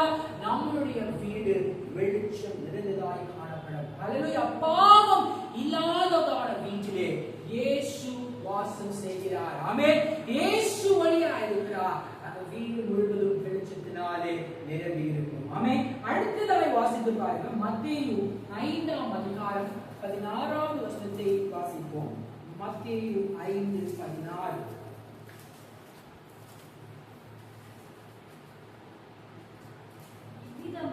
மனுஷர் உங்கள் நற்கிரியைகளை கண்டு பரலோகத்தில் இருக்கிற உங்கள் பிதாவை மகிமைப்படுத்தும்படி உங்கள் வெளிச்சம் அவர்கள் முன்பாக பிரகாசிக்க கடவுள். இங்கே பார்க்கிறோம், நீங்க செய்கிற நற்கிரியைகள் கூட ஒரு வெளிச்சம். அல்லேலூயா. என்னென்ன நன்மையான காரியங்களை நீங்கள் செய்கிறீர்களோ அதெல்லாம் வெளிச்சமாய் காணப்படுகிறது. ஒருவேளை உங்களுக்கு துன்பங்கள் செய்தாலும் கூட அவர்களுக்கு நீங்க என்ன செய்யணும்? நன்மை செய்ய வேண்டும். அவர்களுக்கு நன்மையான காரியங்களை செய்யும் போது தேவன் என்ன செய்கிறார்? வெளிச்சம் என்று சொல்றார். நீங்க செய்கிறதான நற்கிரியைகள் ஒவ்வொரு வெளிச்சமாய் காணப்படுகிறது. துர்க்கிரியைகள் செய்யும் போது அது பாவத்துக்கு நேராய் கொண்டு போகிறது. தேவ பிள்ளைகளே, நற்கிரியைகளை செய்யும் போது அது வெளிச்சமாய் இருக்கிறது.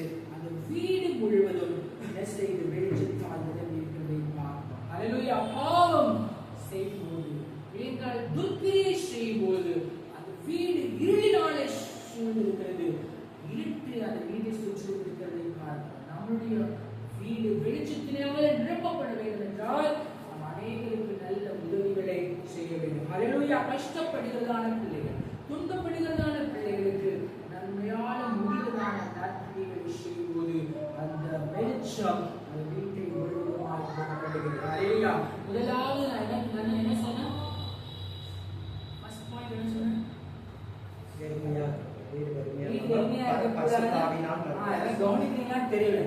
வெறுமையா இருக்கக்கூடாது. முதலாவது பரிசுத்த ஆவியினால நிரப்பப்பட்டிருக்கிறது. இரண்டாவதாக வெளிச்சத்தினால் அந்த வீடு நிரப்பப்பட்டிருக்கிறது. மூன்றாவதாக வாசத்தை பார்ப்போம். யோவான் 12ஆம் அதிகாரம் 3ஆவது வசனம். யோவான் 12:3.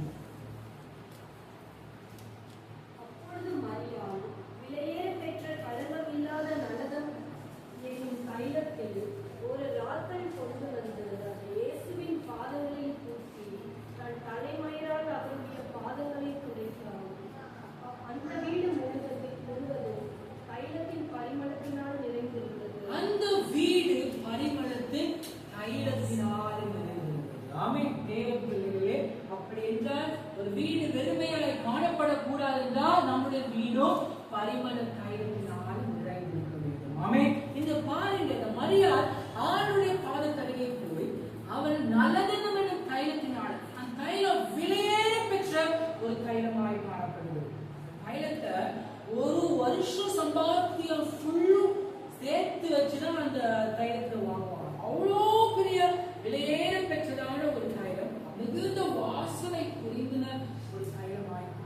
அது அவன் என்ன செய்யறான்? கர்த்தருடைய பாதத்திலே வந்து ஊற்றி அவருடைய பாதத்தை என்ன செய்யறான்? கழுவி தன்னுடைய தலை மயிரினால் துடைக்கிறது பார்க்கிறோம். அந்த வீடு முழுவதுமாய் பரிமள தைலத்தினால வாசனையினால நிரம்பி இருந்ததை பார்க்கிறோம். அல்லேலூயா. இன்றைக்கு நம்மளுடைய வீடும் அப்படி பரிமள தைலத்தின் வாசனையினால நிரம்பி இருக்க வேண்டும். ஆமென். பரிமள தைலத்தினால வாசனை நிரம்பி இருக்கிறதான சமயத்துல அதுக்கு மாறான சில காரியங்களும் ஏற்படுகிறது. வாசித்து பாருங்க. பிரசங்கி 10:1 வாசிப்போம். பிரசங்கி 10:1.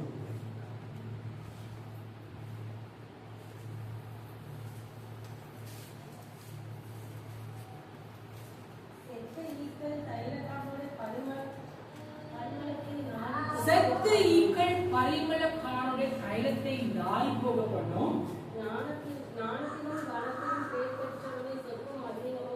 ஞானத்திலும் கணத்திலும் பேர் பெற்ற சொற்பம் அதிகம் எடுத்து கொடுக்கும். பரிமள தைலம் வாசனை நிரம்பியதாய் காணப்படும். ஆனா என்ன செய்யலாம்? செத்த ஈக்கள் அந்த பரிமள தைலத்தை கூட என்ன செய்யலாம்? கெடுத்து போடுது. தேவ பிள்ளைகளே, உங்களுடைய வீடு இல்லை என்றால்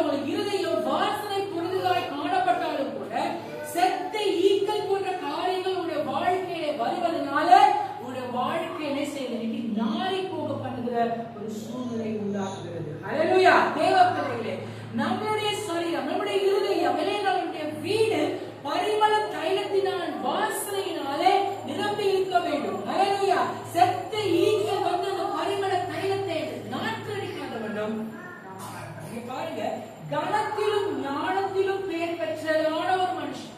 அவன் கனமுள்ளவனாய் இருக்கிறான், ஞானமுள்ளவனாய் இருக்கிறான். ஆனாலும் சின்ன மதியிலும் அவன் பேரை என்ன செய்து கெட்டு போக பண்ணுவதை உலகத்திலே பார்க்கிறோம். அநேக ஞானவான்கள், கனத்திற்குரியதான பிள்ளைகள், நற்பேரெடுத்த உலகத்திலே வாழ்ந்து கொண்டிருக்கிறார். ஆனா அவளோட சிறிய செய்த காரிய தவறினால, ஏதாவது ஒரு சபல புத்தியினால, ஏதோ ஒரு காரியத்தினாலே அவர்கள் சிக்குண்டு வாழ்க்கையை இழந்து போகிறதை பார்க்கிறோம். அல்லேலூயா. அவருடைய பெயர் கெட்டு போகிறதை பார்க்கிறோம். தங்களுடைய எல்லா உத்தியோகத்தையும் இழந்து போகிற சூழ்நிலை உண்டாகிறதை நாம் பார்க்கிறோம். அல்லேலூயா. செத்த ஈக்கள் நம்முடைய வாழ்க்கையிலே காணப்படும் என்றால் நம்முடைய வாழ்க்கை கனத்திலும் ஞானத்திலும் நிறைந்ததான ஒரு வாழ்க்கை கூட அது கெட்டு போகக்கூடிய ஒரு சூழ்நிலையை உண்டாக்குகிறது. அல்லேலூயா. தேவ பிள்ளைகளே, கெட்டு போகாதபடி நம்முடைய தைலம் வாசனை புரிந்ததாய் அது வீடு முழுவதும் விரும்பி இருக்கத்தக்கதாய் நாம் எப்பொழுது நம்மை காட்டுகிறவர்களாய் காணப்பட வேண்டும். அல்லேலூயா. அடுத்ததா, நல்ல தைலம் எதை குறிக்கிறது என்று சொல்லி கேட்டால் நல்ல சுவாபங்களை குறிக்கிறது. அல்லேலூயா. நல்ல குணநலங்களை குறிக்கிறது. நம்முடைய வாழ்க்கையை, நம்ம கேரக்டர்ஸை அதை குறிக்கிறதை பார்க்கிறோம். உன்னத பாட்டு 1ஆம் அதிகாரம் 3வது வசனத்தை வாசிப்போம். உன்னத பாட்டு 1:3. உமது பரிமள தைலங்கள் இன்பமான வாசனை உள்ளவைகள். பரிமள தைலங்கள் இன்பமான வாசனை உள்ளவைகள். உமது நாமம் ஊற்றுண்ட பரிமள தைலமாய் இருக்கிறது. உம்முடைய நாமம் ஊற்றுண்ட பரிமள தைலமாய் காணப்படுகிறது. அல்லேலூயா. தேவனுடைய நாமம் இல்லையென்றால் தேவனுடைய சுவாபங்கள் அது ஊற்றுண்ட ஒரு பரிமள தைலமாய் காணப்படுகிறது. அல்லேலூயா. அது விலையேற பெற்றதாய் காணப்படுகிறதை நாம் பார்க்கிறோம். தேவ பிள்ளைகளே, அந்த வீட்டில் இயேசு கிறிஸ்துவின் சுவாபங்கள் காணப்படும் போது அது நாற்றமான வாழ்க்கையை நாம் மாற்றுகிறது. அல்லேலூயா. அந்த வீடு முழுவதும் பரிசுத்த தைலம் வாசனை புரிந்த ஒரு வீடாய் காணப்படுவதை பார்க்கிறோம். நீதிமொழிகள் 27ஆம் அதிகாரம் 9வது வசனத்தை வாசித்து பாருங்க. நீதிமொழிகள் 27:9.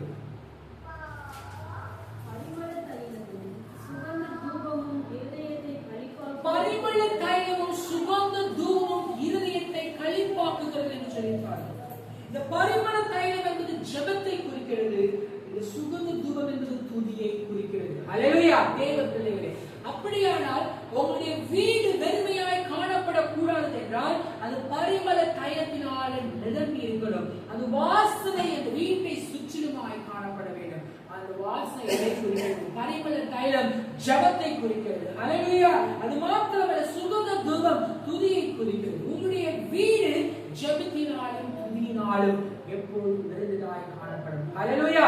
அப்படி எப்போதும் ஜெபத்திலும் துதியிலும் நம்முடைய வீடு, நம்முடைய இருதயம் காணப்படும் என்றால் சத்துரு உட்புகிறாது. அல்லேலூயா. நம்முடைய வீட்டிலோ இல்லை நம்முடைய இருதயத்திலோ சத்துரு ஒரு காலம் புறவே முடியாது. அல்லேலூயா. தேவனே நம்மை பாதுகாக்கிறார். ஆமென். ஒருவேளை அது வெறுமையாய் காணப்படும் என்றால் மறுபடியும் 7 ஆவிகளை கொண்டு திரும்ப வீட்டுக்கு வரும்போது அது மிகுந்த கேள்விகளால் காணப்படுகிறதை நாம் பார்க்கிறோம். அல்லேலூயா. நம்முடைய வீடு எப்பொழுதும் ஒரு ஜெபிக்கிற வீடாய், ஜெபம் நிறைந்ததான ஒரு வீடாய், எப்பொழுது கர்த்தரை துதிக்கிற சத்தம் வீட்டிலே கேட்டுக்கொண்டே இருக்க வேண்டும். அல்லேலூயா. அப்படி இருக்கும்போது இந்த வீடு முழுவதும் அது வாசனையினாலே நிறைந்திருக்கும். அல்லேலூயா. அது மாத்திரமல்ல, அந்த தைலம் என்பது ஜெப வாழ்க்கையை, துதி வாழ்க்கையை மாற்றும் குறிப்பதல்ல, அது ஒரு சாட்சியின் ஜீவியத்தையும் அது குறிக்கிறது. வாசித்து பாருங்க. பிரசங்கி 7ஆம் அதிகாரம் 1ஆம் வசனத்தை வாசிப்போம். பிரசங்கி 7:1. பரிமள தைலத்தை பார்க்கிலும் நற்கீர்த்தியும் ஒருவனுடைய ஐன நாளை பார்க்கிலும் மரண நாள் மரண நாளும் நல்லது. இங்கே பாருங்க, மறுபடியும் வாசிங்க. பரிமள தைலத்தை பார்க்கிலும் நற்கீர்த்தியும். பரிமள தைலத்தை பார்க்கிலும் நற்கீர்த்தி நல்லது என்று சொல்லுவார். அல்லேலூயா. நற்கீர்த்தி என்றால் எதை குறிக்கிறது? சாட்சியை குறிக்கிறது. ஆமென். தேவ பிள்ளைகளே, நம்முடைய வீடு பரிமள தைலத்தின் வாசனையினாலே நிரம்பி இருக்க வேண்டும் என்றார். அப்ப நற்கிரியை, நற்கீர்த்தி ஒரு தைலமாய் காணப்படுகிறது. அல்லேலூயா. நாம் சாட்சி உள்ளவர்களாய் ஜீவிக்க வேண்டும். ஆமென். தேவ பிள்ளைகளே, நம்மை பார்த்து அநேகர் இயேசுவண்டை வர வேண்டும். நம்மை பார்த்ததான பிள்ளைகள் இவங்களே இப்படிதான் இருக்கிறாங்களே, நாம எதுக்கு இப்படி செய்யணும் சொல்லி அவர்கள் பின்மாற்றம் அடையாதபடிக்கு நம்முடைய சாட்சிகளை நாம் காத்துக் கொள்வது மிகுந்த அவசியமாய் காணப்படுகிறது. நம்மை பார்த்ததான பிள்ளைகள் தேவனை பார்க்க வேண்டும். ஹல்லேலூயா. தேவனை பின்பற்ற வேண்டும். நம்முடைய நடை, உடை, பாவனை, சொல், செயல் எல்லாவற்றிலும் நற்கீர்த்தியுடையவர்களாய், இல்லையென்றால் நற்சாட்சி பெற்றவர்களாய் ஜீவிக்க வேண்டும். ஹல்லேலூயா. நம்மை குறித்து ஒருத்தவங்க கேட்கிறாங்கன்னா அவங்க நல்லவங்க என்று சொல்லி நம்மை குறித்து நற்சாட்சி சொல்லுகிற அளவுக்கு நம்முடைய வாழ்க்கை காணப்பட வேண்டும். ஹல்லேலூயா. அது மாத்திரமல்ல, நற்காரியங்களை எல்லாவற்றையும் எல்லாருக்கும் நம்ம காமிச்சு வாழ்ந்து கொண்டிருக்க வேண்டிய அவசியம் கிடையாது. ஹல்லேலூயா. சில காரியங்களை மறைத்துதான் நம்ம வாழ வேண்டும். 2 ராஜாக்கள் 20ஆம் அதிகாரம் 13ஆம் வசனத்தை வாசிப்போம். 2 ராஜாக்கள் 20:13.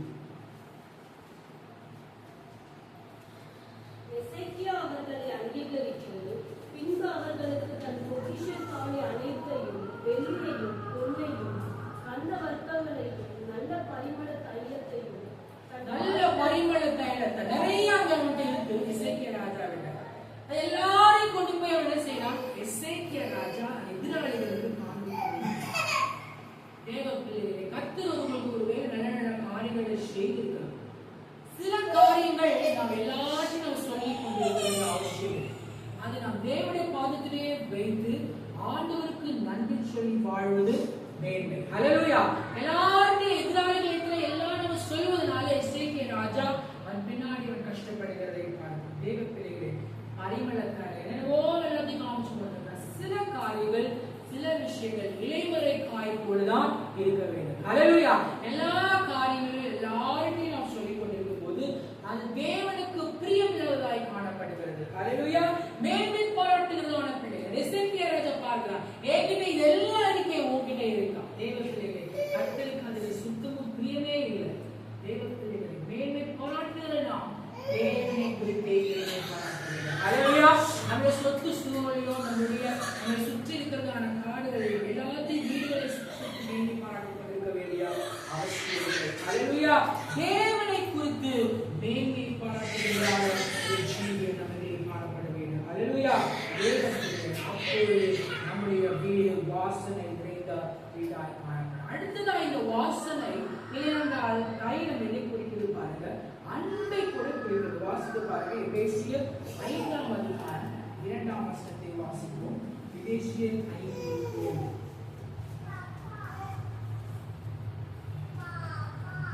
கிறிஸ்து நமக்காக தம்மை தேவனுக்கு சுகந்த வாசனையாகவும் காணிக்கையாகவும் பலியாகவும் கிறிஸ்து அவரே சுகந்த வாசனையாய் என்ன செய்திருக்கார்?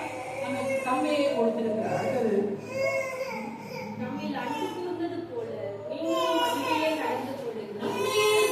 அன்பு கூர்ந்தது போல நீங்களும் அன்பிலே நடவுங்கள். ஹல்லேலூயா. தேவ பிள்ளைகளே, கர்த்தருடைய அன்பு அது சுகந்த வாசனையாய் காணப்பட்டது. தேவ பிள்ளைகளே, எப்படி இந்த தைலம் அந்த வாசனை அந்த வீடு முழுவதும் காணப்பட்டதோ, இங்கே பாருங்க கர்த்தர் கூட நம்மை அன்பா இருக்கிறார். ஹல்லேலூயா. அவருடைய அன்பு சுகந்த வாசனையாய் காணப்படும். தேவ பிள்ளைகளே, நீங்களும் அன்பிலே நடவுங்கள் என்று சொல்லி தேவத்திலே நாம் பார்க்கிறோம். ஆமென். தேவ பிள்ளைகளே, பலியாகவும் காணிக்கையாகவும் கர்த்தர் நமக்காக அவரை ஒப்புக் கொடுத்ததை நாம் பார்க்கிறோம். ஆமென். தேவ பிள்ளைகளே, அவருடைய அன்பு வெளியேற பெற்றது. நம்முடைய ஜீவனையே நமக்காக அவர் கொடுத்திருக்கிறார். ஹல்லேலூயா. ஜீவனை கொடுப்பதை பார்க்கிற வேற ஒரு அன்பு உலகத்திலே இல்லை என்று நாம் சொல்லி பார்க்கிறோம். ஆகவே தேவ பிள்ளைகளே, உங்களுடைய வீடு வாசனை நிறைந்ததாய் காணப்பட வேண்டும் என்றால் நீங்கள் அன்பிலே நடக்கிறவர்களாய் ஜீவிக்க வேண்டும். ஹல்லேலூயா.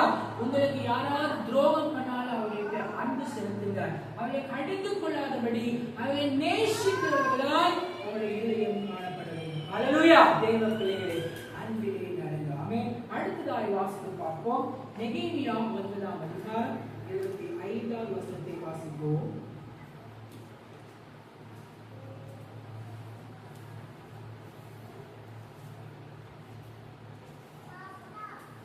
அவர்கள் அரணான பட்டணங்களையும் செழுமையான பூமியையும் கட்டிக்கொண்டு சகலவித உடைமைகள் நிறைந்த வீடுகள். ஹல்லேலூயா. அப்படி என்றால் நம்முடைய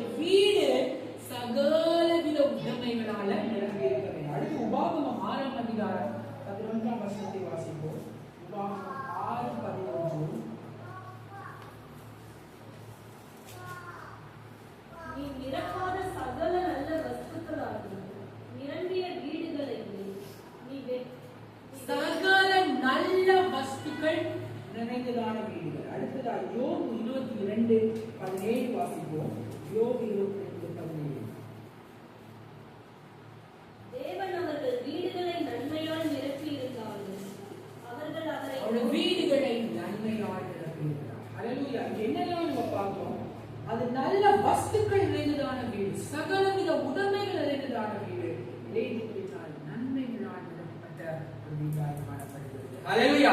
இஸ்ரவேல் ஜனங்களுக்கு அதுதான் கொடுத்தார். அவங்க போய் வாங்கிய இடத்திலே அவர்கள் தங்கவில்லை. அவர்கள் கட்டாத வீட்டிலே காணப்பட்டார். கட்டாத கிணறுகள் அவர்களுக்கு காணப்பட்டதை பார்க்கிறோம். ஹல்லேலூயா.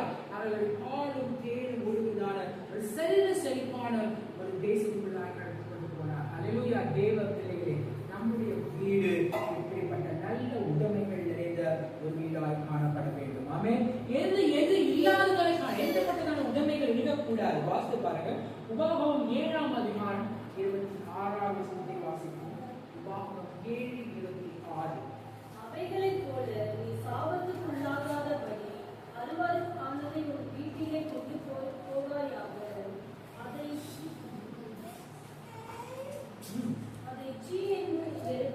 சீ என்று அருவருப்பானதை உன் வீட்டிற்குள்ளே கொண்டு போகாது. ஹல்லேலூயா. நல்ல உடைமைகள், நல்ல வஸ்துக்கள், நன்மையான காரியங்கள் உன்னுடைய வீட்டிலே காணப்பட வேண்டும். அருவருப்பான காரியங்கள், அங்க இஸ்ரவேல் ஜனங்களுக்கு குறித்தது விக்கிரகத்தை பற்றி குறிக்கிறார். விக்கிரகம் அதான் தேவனுக்கு முன்னதாக ஒரு அருவருப்பாய் காணப்படும். இன்றைக்கு நீங்க எதை விக்கிரகமா நினைக்கிறீங்க, அதை தேவனுக்கு உங்களுடைய வீட்டிலே இருதயத்திலே கொண்டு செல்லாதீங்க. ஹல்லேலூயா. தேவன் அப்படிப்பட்ட காரியங்களை அருவருக்கிறார். ஆமென். இன்றைக்கு அந்த இஸ்ரவேல் ஜனங்களுக்கு சொல்வது போல நமக்கு சொல்லுகிறார். ஹல்லேலூயா. அருவருப்பானதை வீட்டுக்குள்ளே எடுத்துக் கொண்டு போவார்கள். ஆமென். அடுத்ததாக செப்பனியா 1:9 வசனத்தை வாசிப்போம். செப்பனியா 1:9. வாசற்படியை தாண்டி கொடுமையினாலும் வஞ்சகத்தினாலும் தங்கள் எஜமான்களின் வீடுகளை நிரப்புகிறார்கள். கொடுமையினாலும் வஞ்சகத்தினாலும் வீடு நிரம்பி இருக்கக்கூடாது. ஹல்லேலூயா. தேவ பிள்ளைகளே, நல்ல வஸ்துக்கள், நல்ல உடைமைகள், நன்மையான காரியங்கள் வீட்டிலே காணப்படலாம். ஆனால் கொடுமையும் வஞ்சகமும் வீட்டிலே காணப்படாதபடி நாம் பார்த்துக் கொள்ள வேண்டும். ஹல்லேலூயா. மீகா 6:10 வசனத்தை வாசிப்போம். 6:10.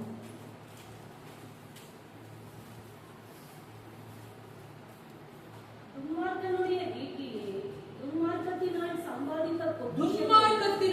சம்பாதித்ததான பொருட்கள் வீட்டிலே காணப்படக்கூடாது. ஹல்லேலூயா. நீங்க சம்பாதிக்கிறது அது பரிசுத்தமாய் தேவனுக்கு பிரியமாய் நல்ல முறையில் சம்பாதிக்கிறதான காரியங்கள் அந்த வீட்டிலே காணப்பட வேண்டும். ஹல்லேலூயா. துன்மார்க்கமாய் சம்பாதித்ததான காரியங்கள், இடையற்ற பொருட்கள் அந்த வீட்டிலே சேரவே கூடாது. ஹல்லேலூயா. எதை நாம் சேர்க்கிறோம், எவ்வளவு சம்பாதிக்கிறோம், அது சம்பாத்தியம் தேவனுக்கு பிரியமாய் காணப்படுகிறதா, அந்த பிரியமான பொருட்களை வீட்டிலே நிரப்பி வைத்திருக்கிறோமா? ஹல்லேலூயா. 2 தீமோத்தேயு 2:20-21 வசனங்களை வாசிப்போம். 2 தீமோத்தேயு 2:20-21.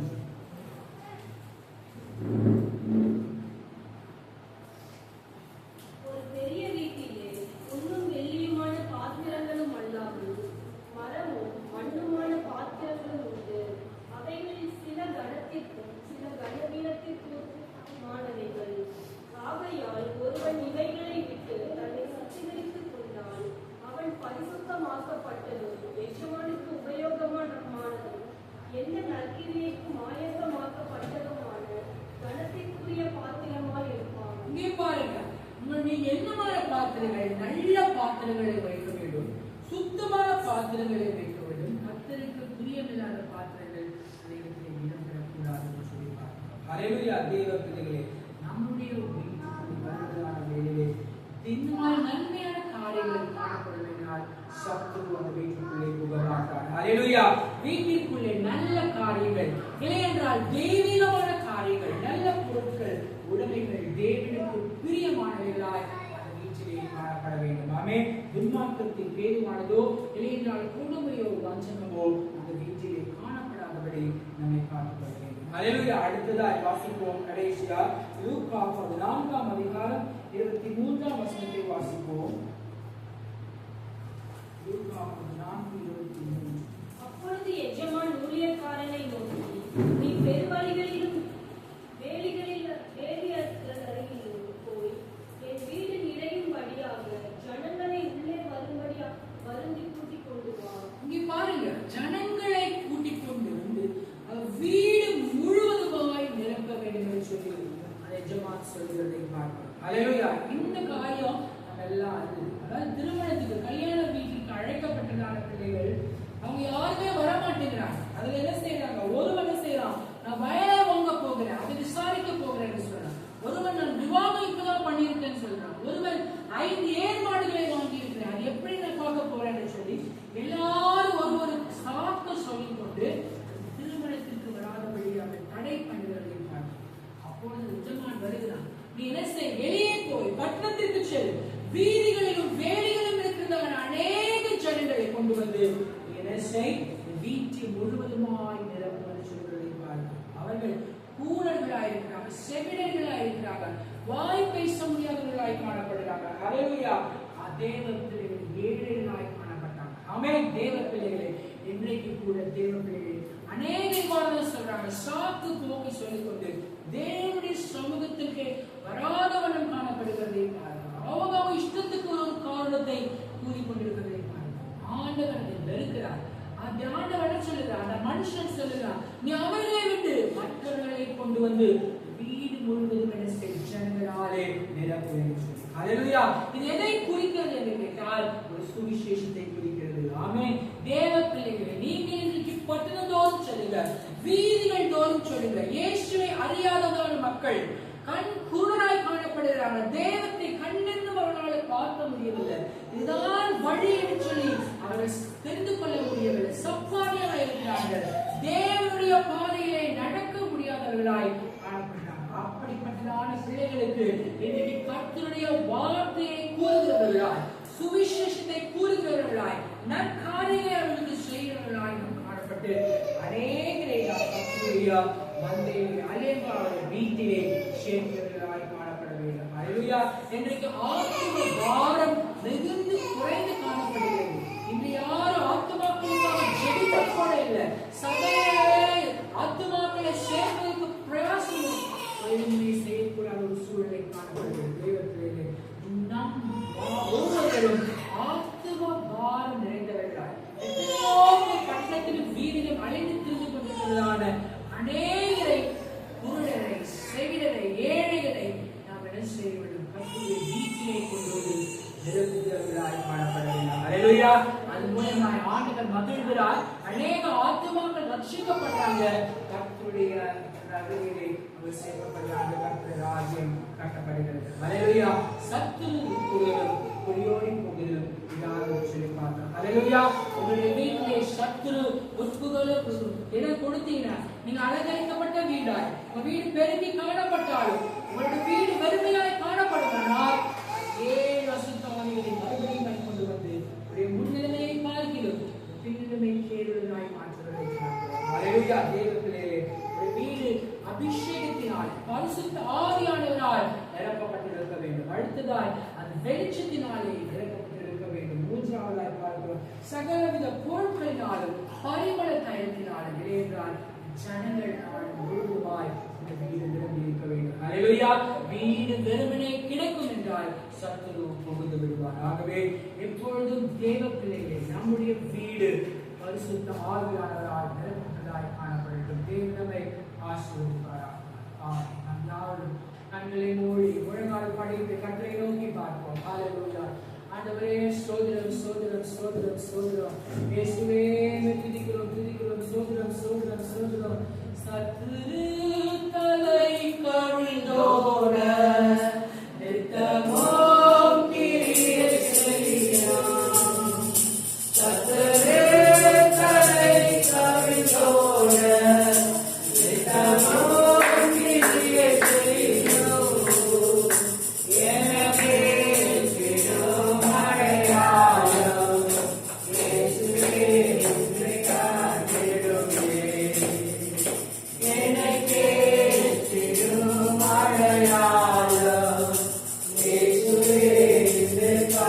காத்திடுவே இருபாதனம் நிவந்தே இருமை நிலை இயேசுவே தவளை கண்களையே தேவ சமூகத்திலே தவளை கண்களையே தேவ சமூகத்திலே. சோதர பிதாவே, உம்மை துதிக்கிறோம் கர்த்தாவே, உம்மை ஸ்தோத்திரிக்கிறோம். கருணையான கர்த்தாவே, இந்த மதிய வேளைக்காய் நன்றியோடு உம்மை ஸ்தோத்திரிக்கிறோம். இந்த நாளில் கூட கர்த்தாவே, எங்கள் செய்தி மூலியமாய் கர்த்தர்களோடு பேசினபடியால் ஸ்தோத்திரம். ஆண்டவரே, சத்துரு உட்புதலும் குடியோடி போகிறதும் விராதென்று சொல்லப்பட்டிருக்கிறது. ஆம் கர்த்தாவே, விசுவாசிகள் ஒவ்வொருத்தரும் வீட்டிலும் ஆண்டவர் ரத்தம் பூசப்பட்டதான வீட்டிலே சங்காரக்காரன் நுழைவதில்லை என்று சொல்லி பார்த்தோம். எங்களுடைய வீடு, எங்களுடைய சபையார் அனைவரின் வீட்டிலும் தேவ ரத்தம் தெளிக்கப்படும்படியாக சொல்லுகிறேன். ஆண்டவரே, சத்துரு உட்புதலும் குடியோடி போவதும் இராதென்று வசனத்தின் பிரகாரமாய் அந்த வீடு எப்பொழுதும் ஆண்டவரே தேவ பரிசுத்த ஆவியானவரால் நிரப்பப்பட்ட ஒரு வீடாய் காணப்பட தேவ ஆவியானவர் கிருபை செய்கிறாங்க. ஏசப்பா, வீடு எப்பொழுதும் ஆண்டவரே வெளிச்சத்தினால் நிரம்பி இருக்கத்தக்கதாய் ஆண்டவரே பரிமள தைலத்தை கொண்டு வாசனை பொறிந்ததான ஒரு வீடாய் காணப்பட தேவன் கிருபை செய்ய சகலவித நல்ல பொருட்களும் உடைமைகளும் ஆண்டவரே கர்த்தாவே ஸ்தோத்திரம் நிறைந்ததாய் காணப்படட்டும். அநேக ஜனங்களின் வீடாய் அநேகருக்கு கர்த்தருடைய வார்த்தையானவரை கொண்டு செல்லுகிற பிள்ளைகளாய் லோடு கர்த்தர் மாற்றுகிறாங்க. ஆண்டவரே, அநேகர் ஆண்டவரை அழிந்து போகிறதான ஆத்துமாக்களுக்காய் ஆண்டவரை அதிக நேரம் ஜெபித்து ஆண்டவரை கர்த்தருடைய பாதையிலே ஆண்டவரை மந்தையை சேர்த்து கத்திருக்கிறது செய்ய வேண்டும் என்று சொல்லி நீங்கள் ஜெபிக்கிற ரட்சிக்கப்படாத பிள்ளைகள் ஒவ்வொருத்தரையும் வேலை நினைவு கூறுகிறோம். கர்த்தருடைய சத்தம் ஒவ்வொரு துணைகளும் கேட்கப்படட்டும். ஆண்டவரே, தன்னுடைய இதயத்தை உமக்கு நேராக அவர்கள் சாய்க்க கர்த்தர் கிருபை செய்கிறார். உம்முடைய வார்த்தைக்கு செவி கொடுத்து உம்முடைய வழியில் நடக்கிறவராய் அவருடைய கண்களை கர்த்தரினால திறந்தர வேண்டும் என்று சொல்லி நாங்கள் ஜெபிக்கிறோம். தேவ ஆவியானவர் தேவ பிரசன்னம் எப்பொழுது ஆண்டவரே நிரம்பி இருக்க நாங்கள் ஜெபிக்கிறோம். துதிகன மகிமை உமக்கு செலுத்துகிறோம். இயேசு நாமத்தில் வேண்டுகிறோம் நல்ல பிதாவே, ஆமென். என் ஆத்துமாவே கர்த்தரை ஸ்தோத்திரி, என் ஆத்துமாவே கர்த்தரை ஸ்தோத்திரி, கர்த்தர் செய்த சகல உபகாரங்களையும் மறவாதே. கர்த்தராகிய இயேசு கிறிஸ்துவின் கிருபை, பிதாவாகிய தேவனுடைய அன்பு, பரிசுத்த ஆவியானவருடைய ஐக்கியம் மனிதரோடு கூட இருக்கிறது. ஆமென்.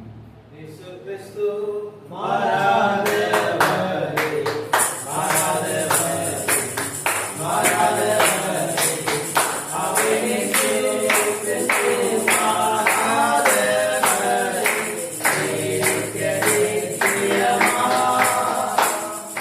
ஹalleluya, ஹalleluya, ஹalleluya, ஹalleluya, ஹalleluya, Hallelujah. Hallelujah. Hallelujah.